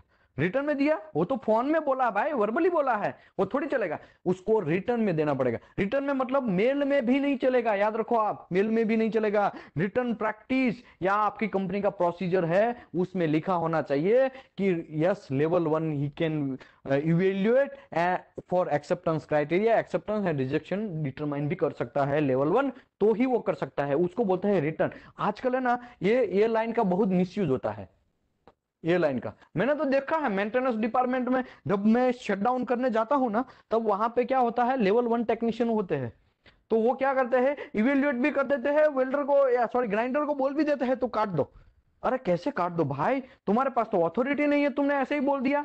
लेवल 1 ने भी नहीं आपको अथॉरिटी दिया, लेवल 2 ने भी आपको अथॉरिटी नहीं दिया, फिर भी तुमने काट दिया। तो कहने का मतलब ये क्या होना चाहिए, तो रिटर्न इंस्ट्रक्शन लिख के देना पड़ेगा। वो एक पेपर में लिख के देते हैं, ऐसा नहीं चलेगा। समझे बात। एक ने ये पेपर का बात आया तो मुझे एक थोड़ा फनी एक इंसिडेंट याद आया। मैं कंपनी में था सऊदी अरबिया में, एक कंपनी में आरामको अप्रूव्ड इंस्पेक्टर में था, ठीक है, आरामको अप्रूव्ड था। तो जनरली क्या होता है, फोरमैन है ना वेल्डर का पर्ची भरता है, फिर वो वेल्डिंग इंस्पेक्टर है उसको साइन करता है, अप्रूव करता है, ठीक है। उसमें एक पर्ची रहता है इलेक्ट्रोड या फिलर का। तो फॉर्म उस टाइम पे क्या हुआ, थोड़ा लेट पहुंचते हैं ना, कभी कभी कुछ लोग लेट पहुंचते हैं, कुछ लोग जल्दी पहुंच जाते हैं, कोई इंस्पेक्टर। तो कुछ लोग ऊपर रहते हैं, रैक के ऊपर रहते हैं। तो जनरली क्या है, फॉरमैन ने ही लिख दिया, साइन कर दिया। और कैसे लिखा, वेल्डर के हाथ में लिखा कि इसने बोला है और मैंने बोला है, मैं यहाँ पे तुम्हारा साइन कर रहा हूं, तो कर दो। ऐसा चलेगा? नहीं चलेगा, डेफिनेटली नहीं चलेगा, उसके ऊपर एनसीआर जनरेट होगा। समझे। तो एक इंसिडेंट में याद आया, इसके लिए जस्ट बोल रहा हूं, डोंट माइंड। तो आपको याद रखना है रिटर्न इंस्ट्रक्शन में होना चाहिए। ओके, लेवल 1 का काम पता चल गया कि भाई वो खाली स्पेसिफिक कैलिब्रेशन कर सकता है या एनडीटी परफॉर्म कर सकता है। अगर वो इवैल्यूएशन करना है तो रिटर्न प्रैक्टिस में रिटर्न में लिखा होना चाहिए, या आपकी कंपनी के प्रोसीजर में रिटर्न में लिखा होना चाहिए कि हाँ कर सकता है तो ही कर सकता है। लेवल 2 का काम क्या है? Level 2, he should be qualified up to the calibrated equipment and interpretation, evaluation, result and respect to application code standard and specification। मतलब लेवल 1 जो कर सकता है ना, वो पूरा का पूरा लेवल 2 तो कर ही सकता है मेरे भाई। लेकिन ओके, किसी ने लिखा है वो इज रिटर्न प्रैक्टिस प्रिपेयर, तो रिटर्न प्रैक्टिस जो है लेवल 3 अप्रूव करता है, ठीक है। रिटर्न प्रैक्टिस लेवल 3 अप्रूव करता है, लेकिन कभी कभी है क्या होता है, लेवल 2 उसमें प्रिपेयर करता है, लेवल 2 भी प्रिपेयर करता है और लेवल 3 अप्रूव करता है। ओके, आगे बढ़ते हैं। लेवल 2 का काम क्या है? लेवल 2 जो है वो लेवल 1 का पूरा काम कर सकता है। ऊपर से वो इवेल्युएशन कर सकता है, इंटरप्रिटेशन कर सकता है as per code standard and specification के हिसाब से। अभी कुछ लोग ऐसा बोलेंगे स्पेसिफिकेशन क्या है, स्टैंडर्ड क्या है, कोड क्या है, घंटप्पा कुछ समझ में नहीं आया। तो स्पेसिफिकेशन मतलब क्लाइंट बनाता है। क्लाइंट ने आपको एक प्रोजेक्ट दिया, ठीक है, क्लाइंट ने आपको एक प्रोजेक्ट दिया। एग्जांपल के तौर पे एक वेसल बनाने के लिए क्लाइंट ने बोला, तो वेसल अपना बनाना है तो क्लाइंट ने स्पेसिफिकेशन दिया होगा, उसमें लिखा होगा जो भी है एक्सेप्टेंस क्राइटेरिया। अगर क्लाइंट ने वो एक्सेप्टेंस क्राइटेरिया ऐसा लिखा, एज पर लेटेस्ट कोड ऐसा लिख दिया, तो फिर आपको कोड में जाना। सबसे पहले आपको क्लाइंट इज गॉड, ठीक है। क्लाइंट मतलब एंड यूजर, वो हमारा भगवान है, उसी ने हमको पैसा दिया है, उसी ने हमको ये वेसल बनाने के लिए बोला है, हमारी कंपनी को, ठीक है। तो पहले स्पेसिफिकेशन जनरेट होता है, स्पेसिफिकेशन बनता, भले ही स्पेसिफिकेशन है कोड एंड स्टैंडर्ड का रेफरेंस लेके बनाया जाता है कुछ कुछ, लेकिन specification is the main part, ये हार्ट है इंडस्ट्री का, ये हार्ट है। Specification all time and user देता है, क्लाइंट देता है। ओके, कभी कभी ऐसा होता है कि क्लाइंट ही ऐसा बोल देता है, एक काम करो ना यार, तुम मुझे स्पेसिफिकेशन नहीं देना है, एक काम करो सेक्शन 8 डिवीजन 1 के हिसाब से बना लो, तब आपको कोड का यूज करना है एक्सेप्टेंस के लिए। वो स्टैंडर्ड है, आपकी कंपनी का कुछ स्टैंडर्ड है, उसमें भी कुछ, अगर कुछ भी नहीं दिया, स्पेसिफिकेशन में भी नहीं दिया, कोड में भी नहीं दिया है, मतलब कोड, कंपनी ऐसा बोलता है क्लाइंट, एक काम करो ना, आपके स्टैंडर्ड के हिसाब से एक मुझे वेसल बना के दे दो, ठीक है, खाली इतना बार होना चाहिए बस, आपके स्टैंडर्ड के हिसाब से। तो एक्सपीरियंस के हिसाब से जो बनाते हैं उसको बोलते हैं आपकी कंपनी का कुछ स्टैंडर्ड होते हैं, तो वो स्टैंडर्ड के हिसाब से, ठीक है। तो उसके हिसाब से लेवल 2 है, वो इंटरप्रिटेशन करना चाहिए, एक्सेप्टेंस रिजेक्शन है कि नहीं है वो सब चीज बोलना चाहिए। ओके, कुछ कुछ कंपनियां ऐसी होती है, समझो एक पानी का टंकी बनाना है, ठीक है, वो ट्रक आता है ना, ट्रक के पीछे वो टंकी रहता है पानी का भरा हुआ, वो पानी किधर भी जाता है, तो वो उसका कोई स्टैंडर्ड कोड और माई बाप होता है? कोई नहीं माई बाप है। उस टाइम पे ना तो आपने कोड यूज किया होगा कंस्ट्रक्शन करने में, ना तो स्टैंडर्ड यूज किया, ना तो स्पेसिफिकेशन यूज किया, और उसमें आप डीपीटी करने गए और उसमें पता चला कि इसमें तो लैक ऑफ फ्यूजन आया है, लैक ऑफ पेनिट्रेशन आया है, तो उसका एक्सेप्टेंस क्राइटेरिया कौन डिसाइड करेगा? लेवल 2 नहीं, लेवल 2 तो खाली कोड स्टैंडर्ड एंड स्पेसिफिकेशन का ही कर सकता है, उसके अंदर लिखा है तो, लेकिन ना तो कोड यूज हुआ, ना तो स्टैंडर्ड यूज हुआ, ना तो स्पेसिफिकेशन यूज हुआ, तो लेवल 2 को किसके पास जाना पड़ेगा? लेवल 3 के पास जाना पड़ेगा। लेवल 3 का यहाँ पे लिखा है एस्टैब्लिशिंग द एक्सेप्टेंस क्राइटेरिया, देखो यहाँ पे लास्ट लाइन में लिखा अदरवाइज अनअवेलेबल। अगर एक्सेप्टेंस क्राइटेरिया किधर भी अवेलेबल नहीं है तो लेवल 3 डिसाइड कर सकता है एक्सेप्टेंस क्राइटेरिया, किसका? ये आरटी का, पीटी का, एमटी का, आरटी का, जो भी है लेवल 3 जिसमें है उसका। ठीक है, आगे बढ़ते हैं। लेवल 2 का तो काम हमको समझ में आया। ओके, दूसरा काम क्या है? ही should B थ्रूली familiar with the scope limitation of the method which qualified and should be exercised, assigned the responsibility for on the job train and guidance trainee NDT level 1 person. Level 1 को पहले तो level 2 जो है वो थ्रूली familiar होना चाहिए, किससे? जो भी मेथड में एनडीटी लेवल 2 है उसमें। ओके, दूसरा लेवल 1 जो है वो उसको भी वो ट्रेनिंग करना चाहिए, गाइडेंस देना चाहिए, इतना कैपेबल होना चाहिए। सर हमको घंटा पता नहीं है कुछ भी, एक काम करो ना, तुम्हारे हिसाब से करो, ऐसा घंटा नहीं चलेगा। आप जो है वो लेवल 1 को भी ट्रेनिंग देना चाहिए। ट्रेनिंग मतलब गाइड करना चाहिए, क्या काम करना है क्या नहीं काम करना है, वो सब चीज का गाइडेंस भी होना चाहिए, समझे? लेवल 2 जो है उसका बहुत रिस्पॉन्सिबिलिटी है देखा जाए तो। Okay, the level 2 should be able to organize the report of the result of NDT test। मतलब लेवल 2 है वो रिपोर्ट भी बना सकता है, याद रखो, लेवल 2 है वो रिपोर्ट भी बना सकता है, वो ऑर्गेनाइजेशन के अंदर, और रिपोर्ट बना के उसके रिजल्ट एक्सेप्ट है कि रिजेक्ट है वो भी बोल सकता है, लिख सकता है। अच्छा करता हूं, ये दोनों चीज छोटा छोटा चीज है, समझ में आया होगा। लेवल 3 के ऊपर काम करते हैं। लेवल 3 क्या काम कर सकता है? You should be capable to developing, qualify, approving procedure, approving the techniques, interpretation code, standard, specification, procedure, and designating the particular entity, method, techniques, procedure, and to be used। अगर कोई भी प्रोसीजर कहाँ पे यूज करना है, कोई एक plate है उसमें मैं बोलता हूं कि चलो इसमें आर्टिकल, घंटा ऐसा चलेगा? ऐसा नहीं चलेगा, वो आपको थ्रूली फेमिलियर होना पड़ेगा। और कौन डिसाइड करेगा? डेवलपिंग करना है वो लेवल 3 डिसाइड करेगा। समझो आप लेवल 3 है तो आपको डिसाइड करना है, मैं लेवल 3 हूं मेरे को डिसाइड करना है। लेवल 2 या लेवल 1 डिसाइड नहीं कर सकता इसमें आरटी करो कि यूटी करो। समझे बात मेरी कहने की? भाई इसमें डेवलपिंग भी कर सकता है, कुछ मेथड कुछ टेक्निक्स यहां पे डेवलप कर सकता है। अभी आप ऐसा सोचेंगे क्वालिफाइंग समझ में आया, ये समझ में आया, एस्टैब्लिशिंग द अप्रूविंग टेक्निक्स, ये समझ में नहीं आया। टेक्निक्स है क्या? तो मैं थोड़ा टेक्निक्स बता देता हूं। ये क्या है? टेक्निक्स है। भले ही लिख, ये मैं आपको लिक टेस्ट बोलूं तो उसमें बबल लिक टेस्ट भी आता है, प्रोसीजर चेक लिक टेस्ट भी आता है, हेलोजन डायोड टेस्ट लिक टेस्ट भी आता है, मास स्पेक्ट्रोमीटर लिक टेस्ट भी आता है। तो भले ही ये लिक टेस्ट है लेकिन इसमें मेरे भाई कितने पार्ट है देखो, ये सब टेक्निक्स है। क्या है? ये टेक्निक्स है। ये जो है मैन लिक्विड टेस्टिंग, वो लिक टेस्टिंग वो एक मेथड है और ये टेक्निक यहां पे है। रेडियोग्राफी की मैं बात करूं तो रेडियोग्राफी में देखो, ये रेडियोग्राफी, कंप्यूटराइज्ड रेडियोग्राफी, मतलब ये डिजिटल रेडियोग्राफी, कंप्यूटर ट्रोमोग्राफी, मतलब ये जो हम यूज करते हैं ना, ये डॉक्टरी फील्ड में यूज करते हैं ना, हमारा स्कैनिंग करवाते हैं, पता है ना, सोनोग्राफी करवाते हैं, आपको पता है ना? सोनोग्राफी या सोनोग्राफी एक अलग मैटर है, ठीक है, वो तो अल्ट्रासोनिक का एक पार्ट है। सोनोग्राफी नहीं, जस्ट मैं बोल रहा हूं ये ट्रोमोग्राफी जो है वो भी एक रेडियो एक्टिव सिस्टम है, रेडियो टेस्टिंग का मेथड है और वो डॉक्टरी फील्ड में यूज होता है, तो इसमें मुझे ज्यादा नहीं पढ़ना है। कंप्यूटराइज्ड रेडियोग्राफी वो भी एक जनरल है, डिजिटल और रेडियोग्राफी जनरल, वो हम लोग आजकल यूज करते हैं मार्केट में, ठीक है। तो इसका मतलब ये क्या है? ये टेक्निक्स है भाई। अभी इतना ही बचा है, ठीक है, अभी यहाँ पे सेशन फिनिश हो रहा है, तो डोंट वरी रिगार्डिंग दिस, अब टेंशन मत लीजिए, अभी थोड़ा ही बचा है। लेवल 3 है वो डेवलप भी कोई भी मेथड को कर सकता है, कोई मेथड को क्वालिफाई कर सकता है, कोई भी मेथड को अप्रूविंग प्रोसीजर भी बना सकता है, उसको इंस्टैब्लिशिंग भी कर सकता है, अप्रूविंग टेक्निक्स भी कर सकता है, इंटरप्रिटेशन कोड भी कर सकता है वो स्टैंडर्ड या स्पेसिफिकेशन और प्रोसीजर के हिसाब से, और designating the particular NDT method techniques procedure भी यूज कर सकता है, वो सब चीज कर सकता है, सबका माई बाप है, ठीक है। आगे बढ़ते हैं। तो NDT level 3 should have sufficient practical background. क्या लिखा है? Practical background. आपको प्रैक्टिकल घंटा पता ही नहीं है तो काम का क्या?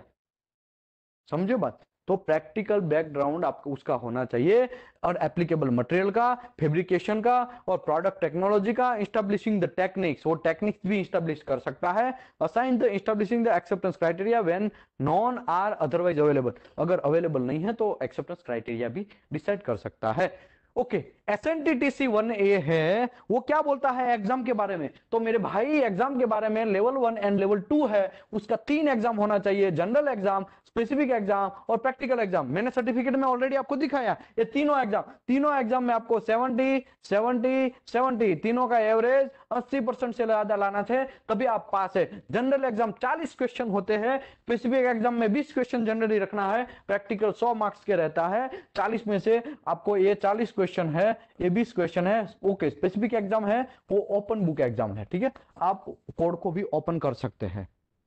ओके, ये तो लेवल 1 एंड लेवल 2 की बात हो गई कि 3 एग्जाम है, जनरल एग्जाम, स्पेसिफिक एग्जाम और प्रैक्टिकल एग्जाम। लेकिन लेवल 3 का क्या? लेवल 3 का मेरे भाई लोग को बहुत कंफ्यूजन होता है कि भाई 3 एग्जाम होते हैं लेकिन 2 एग्जाम ऑलरेडी कौन प्रोवाइड करता है? ASNT ऑर्गेनाइजेशन, वो 2 लेता है। 2 क्या लेता है?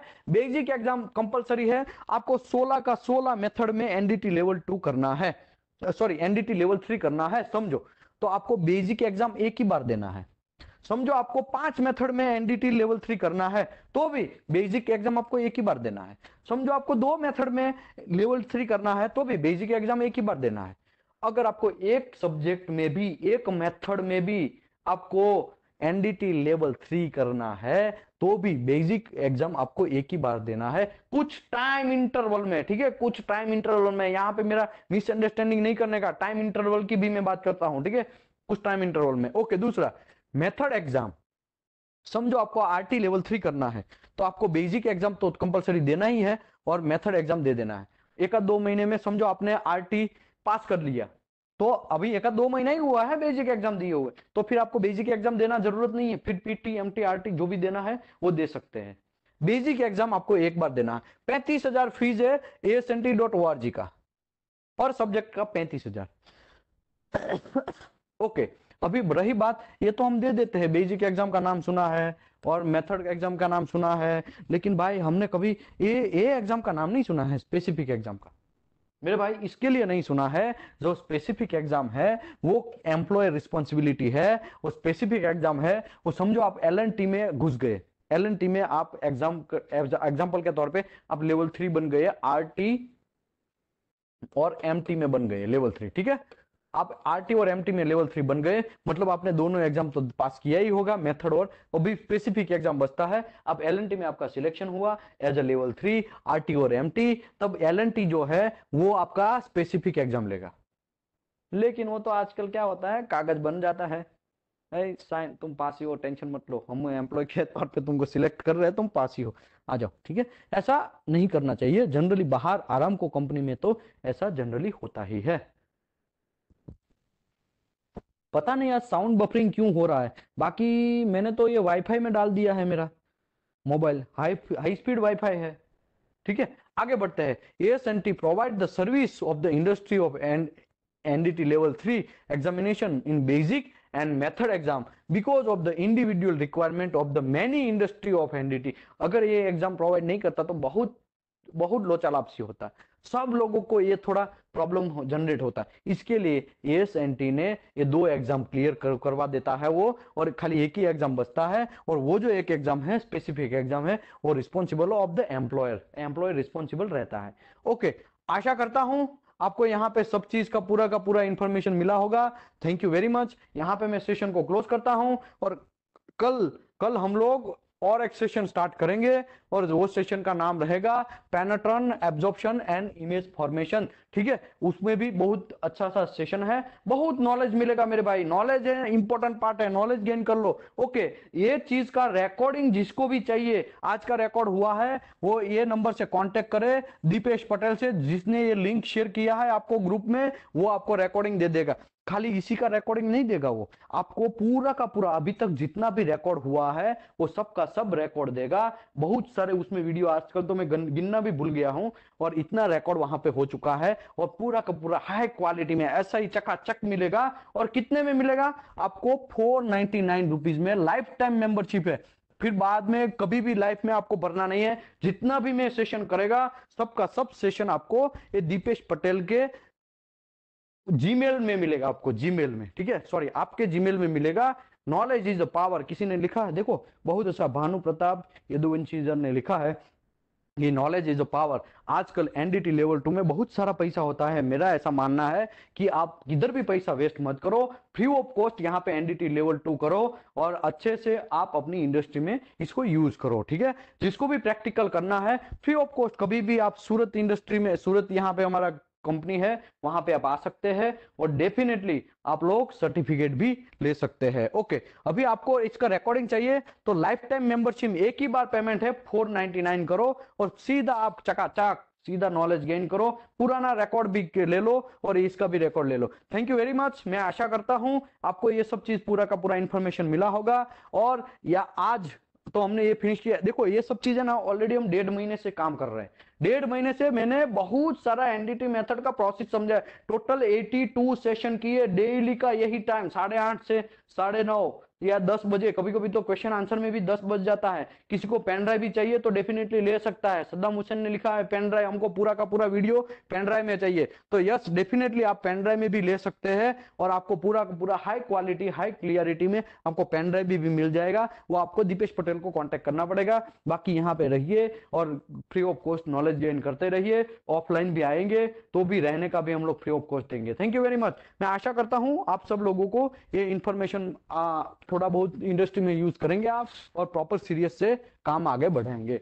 और क्वेश्चन आंसर के लिए बोल रहा हूं थोड़ी देर के लिए, अभी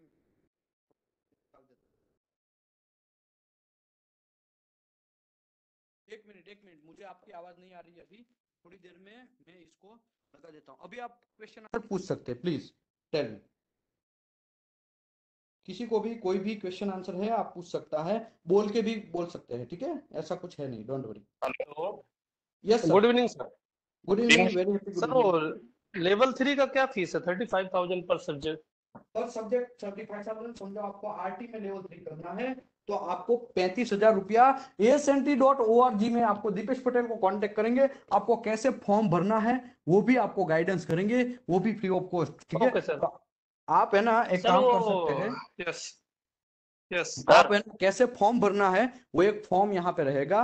वो फॉर्म आपको सैंपल के तौर पे देगा। मेरा ही फॉर्म है, वो मेरा ही फॉर्म का सैंपल आपको दिखाएगा। वैसा मैंने जैसे भरा है वैसे वैसे आपको फॉर्म भर देना है, asnt.org को सबमिट करना है और आप सबमिट करेंगे तो सर डेफिनेटली अभी तक क्या था, मैं भी थोड़ा फ्री नहीं हो पाया था। अभी से प्रॉपर क्लास अटेंड करता हूँ, फिर इसका लेवल 3 का फॉर्म डालना है मुझे। यस और थैंक यू वेरी वो मच। विजुअल का सर प्रोसीजर मुझे बनाना है। वो विजुअल का आप प्रोसीजर सर भेजे नहीं, थोड़ा क्या क्या चाहिए प्रोसीजर बनाने के लिए, हमारा रिक्वायरमेंट क्या क्या होता है? देखो विजुअल का प्रोसीजर बनाते हैं तब आपको SNTTC 1A 2020 के हिसाब से कुछ रिक्वायरमेंट आपका कंपनी का ASME सेक्शन 5 आर्टिकल 9 का जो रिक्वायरमेंट है वो रिक्वायरमेंट दोनों फुलफिल होना चाहिए। और आप एक डेमोस्ट्रेट करेंगे एक प्लेट के अंदर 0.8 mm विड्थ का आपको एक डिसकंटिन्यूटी जनरेट करना है और वो प्लेट को परफॉर्म करवाना है। जिसको भी आपको विजुअल का परफॉर्मेंस करवाना है वो बंदे का नाम लिख के फिर उसका एक लाइट इंटेंसिटी रहता है 1076 लक्स, वो लाइट इंटेंसिटी रख के वो विजुअल एग्जामिनेशन करवाना है। या तो डायरेक्ट एग्जामिनेशन आंखों से देखना हो या ल्यूसेंट एग्जामिनेशन हो या इनडायरेक्ट मतलब बोरोस्कोप वाला सिस्टम हो, तो जैसा भी आपको करना है वो प्रोसीजर आप डालेंगे। मैं आपको एक सैंपल प्रोसीजर शेयर करता हूं, आप यस सर। डेफिनेटली। ओके, दूसरी बात, मैंने ऐसे सैंपल प्रोसीजर बनाए हैं ताकि अंदर कुछ भी किसी का भी नाम नहीं है, ऊपर आपका कंपनी का नाम चिपका दो। जो भी अंदर चेंज करना है तो ठीक है, अदरवाइज नहीं भी चेंज करेंगे तो एज पर लेटेस्ट कोड के हिसाब से 2020 के हिसाब से, सॉरी 21 के हिसाब से मैंने बनाया है, तो आपको वो सपोर्ट सर होगा। सर जैसे अभी hammer test, van test, leakage test, pneumatic test सब है, तो उसका हम्म। स्पेक पढ़ना जरूरी है? स्पेक पढ़ के और कोड का एक्सेप्टेंस क्राइटेरिया, जैसे विजुअल का है आर्टिकल 9 है, वो पढ़ना है, फिर स्पेक पढ़ना है। जैसे हम खुद वो वाला विजुअल टेस्ट नहीं, जो हम प्रोसीजर में हमको मिलता है, कोई जॉब स्टार्ट करते हैं ना तो प्रोसीजर में हमको जो अपना मिल गया है, तो वो उसको कैसे बनाना है? स्पेक को जो आता है अपना रिक्वायरमेंट, प्रोसीजर जो क्या क्या आता है। किसका प्रोसीजर है? हैमर टेस्ट एक अलग चीज है। जैसे हैमर के लिए आपको 250 ग्राम का या 150 ग्राम का हैमर लेना पड़ेगा। वो हैमर चारों डायरेक्शन में आपको एंकर के ऊपर मारना पड़ेगा। वो हैमर टेस्ट की बात कर रहे हैं। मेरा कहने का मतलब, जैसे हम लोग जो जो भी प्रोसीजर बनाएंगे, क्या उसको पहले प्रैक्टिकल करेंगे या हम लोग प्रोफाइल में बना के यस, क्लाइंट को सबमिट आपको करेंगे? परफॉर्म करना पड़ेगा प्रैक्टिकल। आप बिना परफॉर्म किए कैसे कर सकते हैं? अच्छा अच्छा। पहले आपको परफॉर्म करना तो पड़ेगा, वही आप क्लाइंट को अप्रूव कर सकते हैं। देखो ऐसा करेंगे, अगर आप परफॉर्म ही नहीं करेंगे, प्रोटोकॉल ही नहीं बनाएंगे तो आपको, हाँ कंपनी नया है तब, अगर पुराना कंपनी हो गया है तब तो ऑलरेडी परफॉर्म किया होगा, उसके पास ऑलरेडी प्रोसीजर होगा, तो वो आप यूज यस कर यस। सकते हैं डेफिनेटली। ओके, लेकिन आपको उसी अगर को नया कॉपी पेस्ट कंपनी है करना तो आपको नया परफॉर्म करना पड़ेगा, डेमोस्ट्रेट करना पड़ेगा। डेमोस्ट्रेट करके आपको करना पड़ेगा, ठीक है। बराबर। थैंक और यू किसी सर। को कोई डाउट है सर? ओके। सर नए लोगों का पर्सनैलिटी लेवल 2 और हेलो, लेवल 3 सर गाइडेंस थोड़ा बताइए ना। Hello. Yes sir, good evening sir. Good evening. Sir मैं ये पूछना चाहता था, सर जैसे आपने बताया था अभी कि मेटल के अंदर हेलमेट निकला हुआ था, जैसे अभी आरटी में टेस्टिंग हुआ था तो उसमें हेलमेट भी शो किया था। आरटी के फिल्म में हेलमेट शो करता है क्या सर कभी? यस, मैं आपको ये भी बोला कि हेलमेट के अंदर मेटल था, हेलमेट शो नहीं करता है, याद रखो। प्लास्टिक को क्या शो करेगा वो, क्योंकि उसका डेंसिटी कम है। आरटी फिल्म के अंदर डेंसिटी उसका कम है, सॉरी ये हेलमेट का डेंसिटी प्लास्टिक है, प्लास्टिक का डेंसिटी नहीं है, तो आपको वो दिखेगा नहीं, लेकिन वहां पे आपको फजी इमेज का महसूस होगा। और अगर हेलमेट के अंदर फिलर है तो वो तो दिखाएगा ना, डेफिनेटली दिखाएगा। लेकिन जब हम देखने गए तो पता चला वहां पे हेलमेट भी है। देखिए बात ऐसा है। हेलो, बात समझे सर? Yes sir.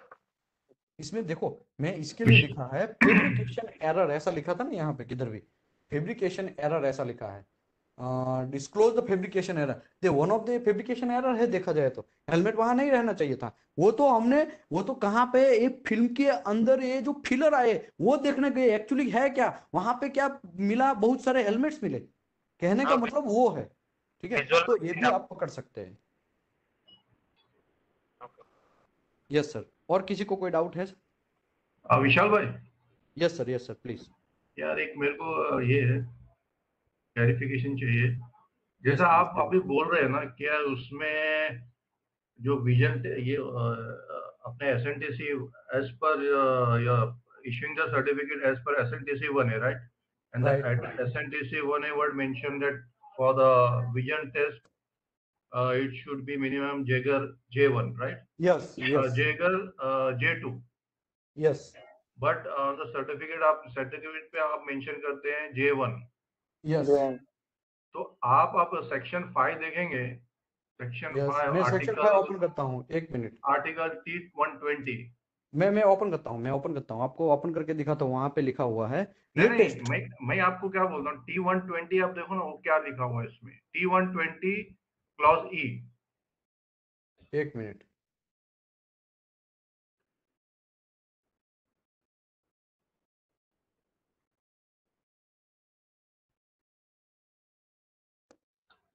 जब आप सर्टिफिकेट पे SNTC 1A लिखते हैं तो हाँ हाँ, SNTC 1A तो J2 वो का तो ही बोल रहा है। ये जेटू बोल रहा है, वो तो रिकमेंडेशन कर रहा है, लेकिन जेवन डालने में आपको प्रॉब्लम क्या? अच्छी बात है ना, सुपर है नहीं कि नहीं, आपने डाला है। तो एक मिनट में दिखाता हूँ। लेकिन आप डालेंगे तो क्या है, अभी सेक्शन 5 भी क्या बोलता है, for those document that directly reference this article for the qualification of entity personnel, the qualification shall be accordance with the employer written practice, which shall be according one of the following documents. जैसे SNTC 1A 2016 edition इसने mention किया है ऐसा, है देखो ना? यहाँ पे मैंने लिखा है ना, देखो जेवन है ना नहीं ये। नहीं, एज पर हाँ, रिटर्न प्रैक्टिस क्या बोलता है वो मेंशन कर रहा है वो देखो, आर्टिकल में। यस, आप वो जो सेक्शन रिटर्न आप प्रैक्टिस दूसरी है बात, सर, यस हाँ यस, रिटर्न प्रैक्टिस जो है वो ओनली रिकमेंडेशन करता है कि आपको ऐसा होना चाहिए। बाकी सर्टिफिकेट उसके हिसाब से नहीं देंगे, उसका नाम भी नहीं लिखेंगे तो भी चलेगा। लेकिन हम लोग ऐसा स्टैंडर्ड से बनाएंगे ताकि सभी कोड अंदर फॉलो हो जाए। देखो यहाँ पे लिखा है ना, physical requirement, person shall have annually vision insurance natural and नहीं, वो तो करेक्ट। आप वो जो विजुअल एग्जामिनेशन का देख रहे हैं ना, आर्टिकल 9। हाँ यस। लेकिन आप इसमें देखो ना, आर्टिकल में सेक्शन 5 का जो है ना, आर्टिकल 1 क्लॉज हाँ ई हाँ, देखो, उसमें क्लियरली दिया है एसएनटीसी एज पर एसएनटीसी 1। अगर तुम ये आर्टिकल रिफर करते हैं और ये कोड आप रिफर करते हैं तो ये डालना चाहिए, क्योंकि आप उसमें क्योंकि कोई भी अगर समझो कोई रिफर करता है लेवल 3 बाहर से आता है, वो पूछेगा भाई इसमें एसएनटीसी 1 ने अपने एज पर द रिटर्न प्रैक्टिस आपने इशू किया है सर्टिफिकेट एसएनटीसी 1 है, इसमें आप लिख भी गए और फिर आप उसमें नियर विजन J1 मेंशन करते हो, J इसमें 1 किधर दिया हुआ है? सर मुझे ये बोलिए, हमारा आंखों का नियर विजन है वो कौन डिसाइड करता है? हमारा आंख ही डिसाइड करता है। समझो मैं देख रहा हूं, मुझे J2 दिख रहा है अच्छे से, तो मैं J2 डालेगा। अगर मुझे J1 मिलेगा तो मैं J1 ही डालेगा। तो फिर वहां पे कंपलसरी हमको J2 डालने की जरूरत नहीं है। अगर आपको J5 भी मिला ना तो भी आपको J5 ही डालना पड़ेगा।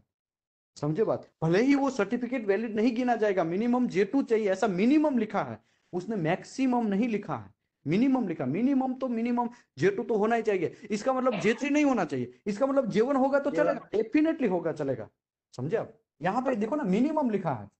मिनिमम का मतलब क्या है कि भाई मिनिमम J2 होना चाहिए, तो J3 नहीं चलने वाला है, J1 होगा तो चलेगा, डेफिनेटली चलेगा। इसके लिए मैं बोल रहा हूं कि जनरली अगर आपका आंख अच्छा है तो J1 ही डालो, वो मोस्ट स्ट्रिंज है, और वो स्ट्रिंज है, उसकी वजह से सेक्शन 5 आर्टिकल 9 भी फॉलो हो जाता है, वो भी एक्सेप्टेंस क्राइटेरिया में आ जाएगा। तो बहुत सारे लोग मैंने देखा है, लेवल 3 लोग है ना, J2 डाल देते हैं अंदर। अरे भाई, कम से कम कैंडिडेट से आप इतना पैसा ले रहे हैं तो कम से कम J1, उसका आंख अच्छा है तो J1 डाल दो मेरे भाई, मिनिमम तो लिखा है। आप J1 डाल देंगे तो उसको भी अच्छा रहेगा, उसका आंख स्ट्रांग है, वो भले ही करेक्टेड के बाद भी नेचुरली नहीं है तो कोई बात नहीं, चश्मा पहन के भी वो तो मिनिमम J1 तो दिख सकता है ना।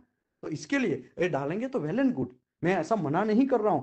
अगर आप समझो मेरा आंख है, वो आप ऐसा बोल रहे हैं कि J1 नहीं डाल सकते, लेकिन मेरा आंख तो J1 में ही क्लियर है, तो मेरा आंख है वो मेरा मेरा आंख है वो J1 दिख सकता है, तो भी आप जबरदस्ती J2 नहीं डाल सकते ना सर। ये तो एक one of the violation, code का भी वायोलेशन हो जाएगा। इसने तो लिखा है कि मिनिमम J2 होना चाहिए, तो इसका वर्ड का मीनिंग समझो, ऐसा है। तो डोंट वरी रिगार्डिंग दिस, आपको J1 डालना चाहिए अगर आंख अच्छा है तो। और मैं तो ऐसा रिकमेंडेशन करेगा, J1 ही डालो, अगर आंख क्लियर है तो J1 ही डालो, कोई मसला नहीं है। मैंने बहुत सारे सर्टिफिकेशन ऐसे साइन किए हैं ताकि J1 ही हो अंदर, J1 ही डालता हूँ। और पहले तो मैं कॉल करके पूछता भी हूँ, अदरवाइज अगर ऑफलाइन आता है तब उसको आंख में चेक करवाता हूँ, प्रैक्टिकल के लिए जब आता है तभी मैं चेक करवा लेता हूँ, भाई तुम्हारा आंख का फिर मेरे को दिखा दे, तुम्हारा J1 है या J2 है। बहुत सारे लोग बोलते हैं, आज आज ही बेल का आज का क्वेरी, आज मेरे को बेल से क्वेरी आया, एक दूसरा बंदे ने J2 डाला था, तो बेल ने लिखा, देखो अभी कंपनी का नाम तो मुझे नहीं बोलना चाहिए था, लेकिन आज ही का क्वेरी है 4 बजे का। वो बोलता है सर मेरे सर्टिफिकेट के अंदर J2 था, और सर J1 हो सकता है क्या, मुझे आंखों में कोई प्रॉब्लम नहीं है, और मैं आपको डॉक्टरी सर्टिफिकेट दिखा सकता हूँ। उसने डेफिनेटली डॉक्टरी सर्टिफिकेट भेजा और मैंने उसको J1 करके भेजा, साइन करके स्टैम्प करके उसको रिन्यू कर दिया, भले ही 2 साल में रिन्यू किया। ओके, अभी कोड बोलता है 5 साल का रिन्यूअल, राइट, 5 ईयर का रिन्यूअल, 5 ईयर में आपको रिन्यूअल करना है, तो इसका मतलब ये हुआ कि आप 2 महीने में रिन्यूअल नहीं कर सकते? यस कर सकते हैं आप, डेफिनेट मैक्सिमम लिमिट है वो 5 साल मैक्सिमम। आप 3 साल में भी रिन्यूअल कर सकते हैं, 2 साल में भी रिन्यूअल कर सकते हैं। उसका 2 साल ही शायद हुआ था और मैंने आज रिन्यू करके दिया उसको, सेम सर्टिफिकेट, उसका वैलिडिटी था फिर भी मैंने रिन्यू करके दिया, तो चलेगा, डेफिनेटली चलेगा, there is no any issue. Okay okay, आप सर आई थिंक बात समझे कि नहीं समझे सर? एकदम सिंपल है सर। हाँ, लेकिन क्या है ना मैं देखा हूँ काफी सर्टिफिकेट पे ना J2 ही लिखा हो रहता है एज पर यस, SNTC 1। और मैं कई जन से भी क्लैरिफाई किया तो वो बोलते हैं आप सेक्शन 5 आर्टिकल 1 देखो उसमें क्या लिखा हुआ है। वो तो तो मिनिमम अभी लिखा है, मैं उसको ना भी ये सर क्या है ना, दिखाइए आप। ये जो एसमी है ना, अभी इन लोग ने दोनों ये SNTC 1 भी है, ये इसका बोलते हैं अमेरिकन, ये SNT का, और ये हाँ, सेक्शन 5 वो भी इन लोग का ही है।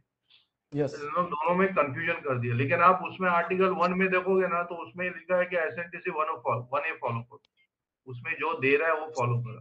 और हम उसमें सर्टिफिकेट में तो उसका मेंशन भी हम करते फॉलो हैं कि करेंगे सर, समझो हाँ, हम मिनिमम ये बोले तो कम से कम होना चाहिए। हाँ, यस, मिनिमम मतलब कम से कम इतना होना चाहिए, इसका कम से मतलब J1 हाँ। इज वेल एंड गुड, ये तो बात अच्छी है ना। ओके। ओके, और किसी को कोई डाउट है सर? Hello, hi sir. हाँ यस सर। सर मेरा नाम संजू कुलकर्णी है, आज ही मैं नया ज्वाइनिंग हुआ है। Yes sir, please tell me. नहीं सर, ये अभी मेरा ये लेवल 2 के लिए मैंने अप्लाई किया था, आज से मेरा क्लास चालू। एवरीडे 8:30 को रहेगा ना सर चालू? यस, डेली 8:30 को क्लास स्टार्ट होगा, और कोई भी आपको टेंशन लेने की जरूरत नहीं है, डेली 8:30। और इसमें मैं बहुत सारा सिखाएगा, समझाएगा, और आपको इतना नॉलेज गेन होगा, 3 इडियट्स बन जाओ मेरे भाई, जॉइन नॉलेज के लिए आप 3 इडियट बन जाओ, कोई भी क्लास में घुसो और बैठ जाओ, अगर हमारा फील्ड का है तो समझ लो, सीख लो, आपको बहुत फायदा करेगा, आज नहीं तो कल फायदा करेगा, कल नहीं तो 2 साल के बाद आपको फायदा ही होने वाला है। Okay sir, okay, thank you. ठीक है ना, 8:30 डेली टाइम, खाली एक सोमवार को मेरा छुट्टी है, तो सोमवार को मुझे छुट्टी दीजिएगा। सोमवार को जो है वो मैं रेस्ट लेगा, ठीक है। सैटरडे इसके लिए मैंने रेस्ट नहीं किया क्योंकि सैटरडे के दिन डेली प्रैक्टिकल चलता है, जिस जो भी प्रैक्टिकल करना चाहता है। अरे यहाँ पे बहुत बड़ा इंस्टीट्यूट हमने सेट किया है और यहाँ पे बहुत सारे लोग आते हैं, प्रैक्टिकल करते हैं और सिखाते हैं और जाते हैं। मेरे को तो, मैं आपको रियल बोलता हूँ, ऑफलाइन में बहुत सारे लोगों का हमको नाम ही पता नहीं है, सिंपल बात। Yes sir. हाँ, कुछ कुछ लोगों का नाम शायद पता है, कुछ किसी का तो हमको नाम भी पता नहीं। फोन नंबर हम कुछ लेते नहीं है, डोंट वरी रिगार्डिंग दिस कि आप फोन नंबर ले लेंगे फिर कॉल करेंगे, ऐसा कुछ नहीं है। यहाँ पे सब लोग आते हैं, सब लोग जाते हैं, अपने हिसाब से समझ के सीख के जाते हैं और मैं ही प्रैक्टिकल करवाता हूँ, ठीक है। अच्छा विशाल भाई, यस सर। मैं ये पूछ रहा था, अगर समझो अभी लेवल 3 है तो हाँ, लेवल 3 के रिन्यूअल के लिए अपने को 25 पॉइंट्स चाहिए। तो मैं क्या यस। बोल रहा था, आप लोग जैसा अभी मैं भी कुछ अटेंड करता हूँ यहाँ पे, हाँ, उसका पॉइंट मिलेगा, मैं ये आपको सेट करके देगा, don't worry. So I want the refresher certificate something like that yes, मैं आपको देगा, सीबीटी ठीक में। है। हाँ, yes sir. Tell me what your charges for है, दैट। कुछ चार्ज नहीं है, फ्री ऑफ कॉस्ट। आप आओ, लेके जाओ, खाली मुझे कुछ आपका फोटो और आपका सीवी वगैरह पहुंचा दो बस। आपका सीवी, क्योंकि मेरे रिकॉर्ड के लिए खाली सीवी आप पहुंचा दो और आपको पासपोर्ट साइज का फोटो पहुंचा दो, फ्री ऑफ कॉस्ट आपको देगा, कोई डोंट वरी, पैसे का कोई टेंशन नहीं है, ठीक है। कोरियर कोरियर ना? हाँ, कुरियर, कुरियर मतलब गल्फ कंट्री में रहेगा कुरियर, तो उसका 300 रुपया आपको देना पड़ेगा। वो जो 300 रुपया सऊदी नहीं अरबिया नहीं के, नहीं, मैं इंडिया में ही मंगा लूंगा ना उसका, हाँ इंडिया में मंगा लेंगे तो free of cost, Bombay don't में। वरी, हाँ हाँ, ठीक है।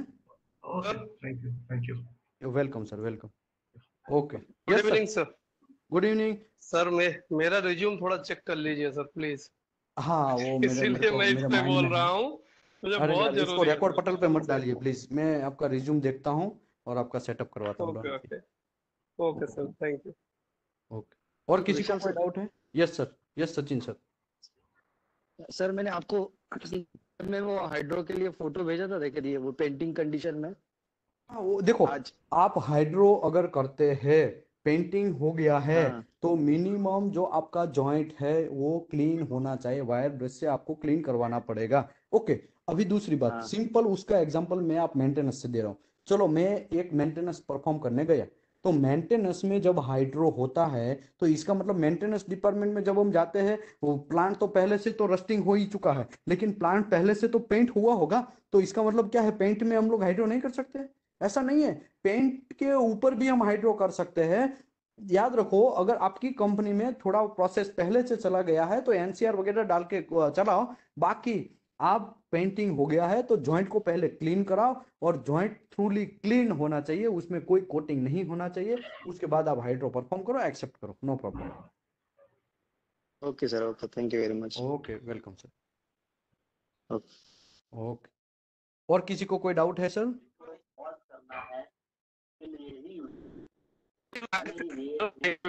हेलो,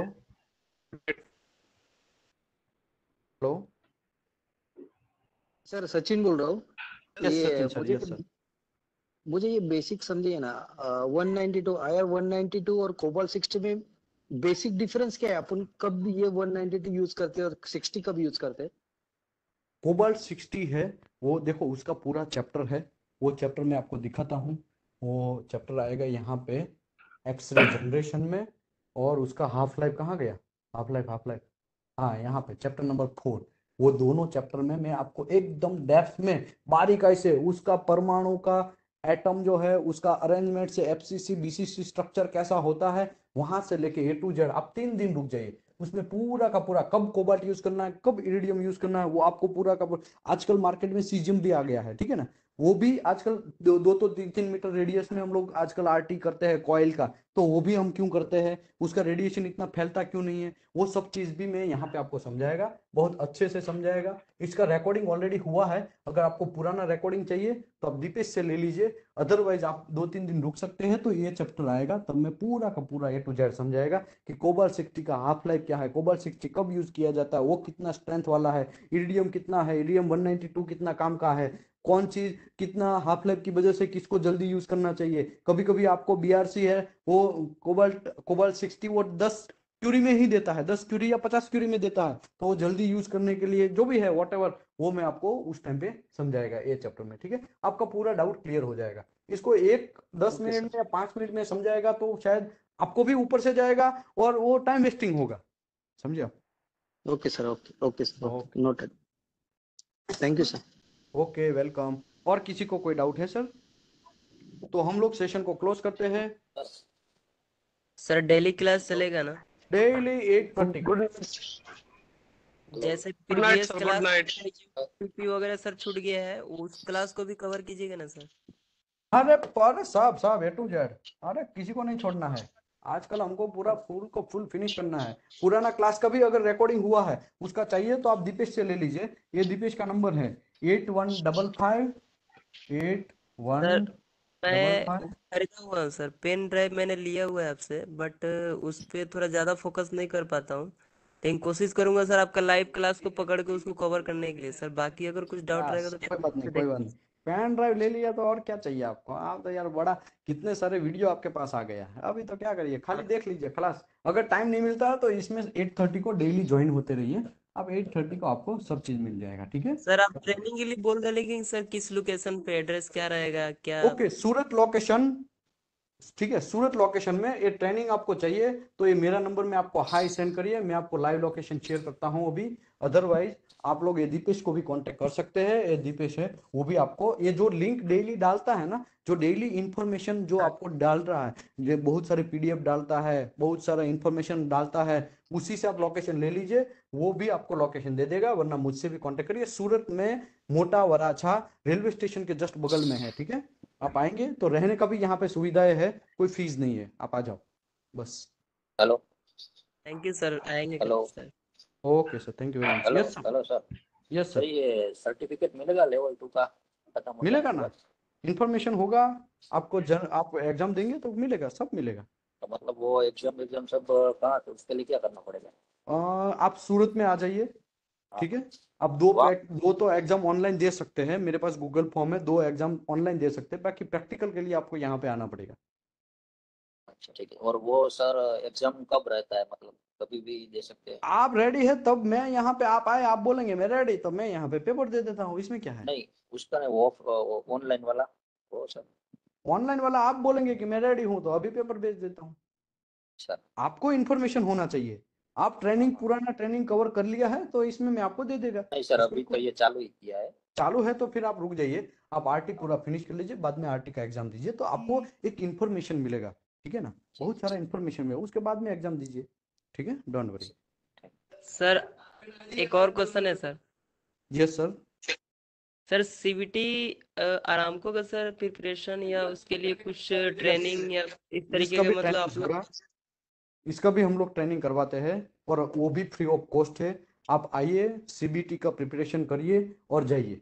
हाँ, मुझे खाली बोल के आइए कि मैं CBT के लिए आ रहा हूँ, ताकि मैं 2-3 यहाँ पे ग्रुप है उसमें शेयर कर देता हूँ। CBT हम लोग स्टार्ट कर रहे हैं, अगर 10 लोग होंगे तो मैं CBT करवाएगा, क्योंकि ये ना इसमें ऐसा है, यहाँ पे ऑलरेडी बहुत रश रहता है अभी यहाँ पे, ठीक है? तो मुझे खाली बोल दीजिए कि मैं आ रहा हूँ ये तारीख में, अगर सेट हो सकता है तो मैं यहाँ पे बाकी लोगों को बोल देता हूँ। 10 बार यहाँ पे होते ही बहुत सारे ये NDT करने वाले लोग ही बोल देते हैं हाँ हम भी कर लेंगे, तो उसको 10 को बिठा देंगे और उसका CBT का स्टार्ट कर देंगे। CBT समझाने के लिए, कंप्यूटर बेस्ड टेस्ट जो है वो समझाने के लिए मुझे मिनिमम 1 मंथ चाहिए। डेली का 3 आवर्स, डेली 3 आवर्स का, डेली 3 आवर्स मुझे मिनिमम 1 मंथ समझाने तक चाहिए। तो डेली अगर आप 3 आवर्स पढ़ते हैं तो 1 मंथ आप पकड़ लीजिए। 1 मंथ आपको यहाँ रुकना है और आप पढ़ के CBT क्लियर करके जाइए, ठीक है? नॉट क्लियर, क्योंकि वो तो आपका CBT तभी आपको क्लियर होगा जब आप कोई कंपनी आरामको में सिलेक्ट होते हैं। आरामको में सिलेक्ट होते हैं तभी आपका सेप नंबर जनरेट होगा, और सेप नंबर आपको मिलेगा तो मैं यहाँ पे एक वेबसाइट दिखाएगा, वो सेप नंबर पे आप अप्लाई करिए और सीधा CBT का एक फॉर्म खुलेगा, उसमें डेट वगैरह टाइम रहेगा, वो सब चीज भर दीजिए। तो वो डेट पे आपको वो लोकेशन पे, लोकेशन भी खुलेगा, लोकेशन भी सिलेक्ट करना रहेगा, वो लोकेशन पे आप जाइए और एग्जाम दीजिए, ठीक है? उसका $47, 47 USD उसका चार्ज है। किसका? आरामको का चार्ज है, हमारा कोई नहीं चार्ज है, ठीक है? हमारा इसमें मत घुसाइए। आरामको, आरामको का चार्ज है $47 का CBT का। तो $47 आपको उसी को पे करना है, और वो वेबसाइट के अंदर ही पे करिए और सीधा लोकेशन सिलेक्ट करिए और एग्जाम देने चाहिए, ठीक है?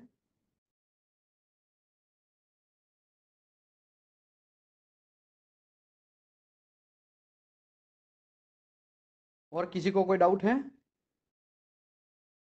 Okay, thank you very much. मैं आशा करता हूँ आप लोग सही होंगे, घर के साथ फैमिली के साथ अच्छे रहिए और कल वापस ज्वाइन करिए। और ये दीपेश पटेल आपको कल लिंक भेज देगा और आप कल हम लोग आगे बढ़ाएंगे। बाकी दिन में भी कल लंच में भी होगा और लंच में 11 बजे होगा और 11 बजे भी आपको ज्वाइन होना है तो तो हो सकते हैं कल 11 बजे हम लोग एमटी या पीटी का एक सेशन करेंगे, ठीक है। पेनेट्रन टेस्ट का चैप्टर नंबर 1 स्टार्ट करेंगे। बाकी नाइट में तो आरटी चलेगा ही चलेगा, दिन में जो है पीटी चलेगा, ठीक है। बाकी जो पीटी लोग ऐसा बोल रहे हैं कि मेरे को जॉब में जाना है तो पीटी में कैसा करेगा, तो वो नाइट में भी आएगा। 8:30 को भी वो आने वाला है। आरटी फिनिश होगा तो उसके बाद एमटी आएगा, एमटी के बाद पीटी आएगा, पीटी के बाद यूटी आएगा, ठीक है। डोंट वरी, यहाँ पे सब चीज है, सब जगह जगह आते हैं। Okay, thank you very much.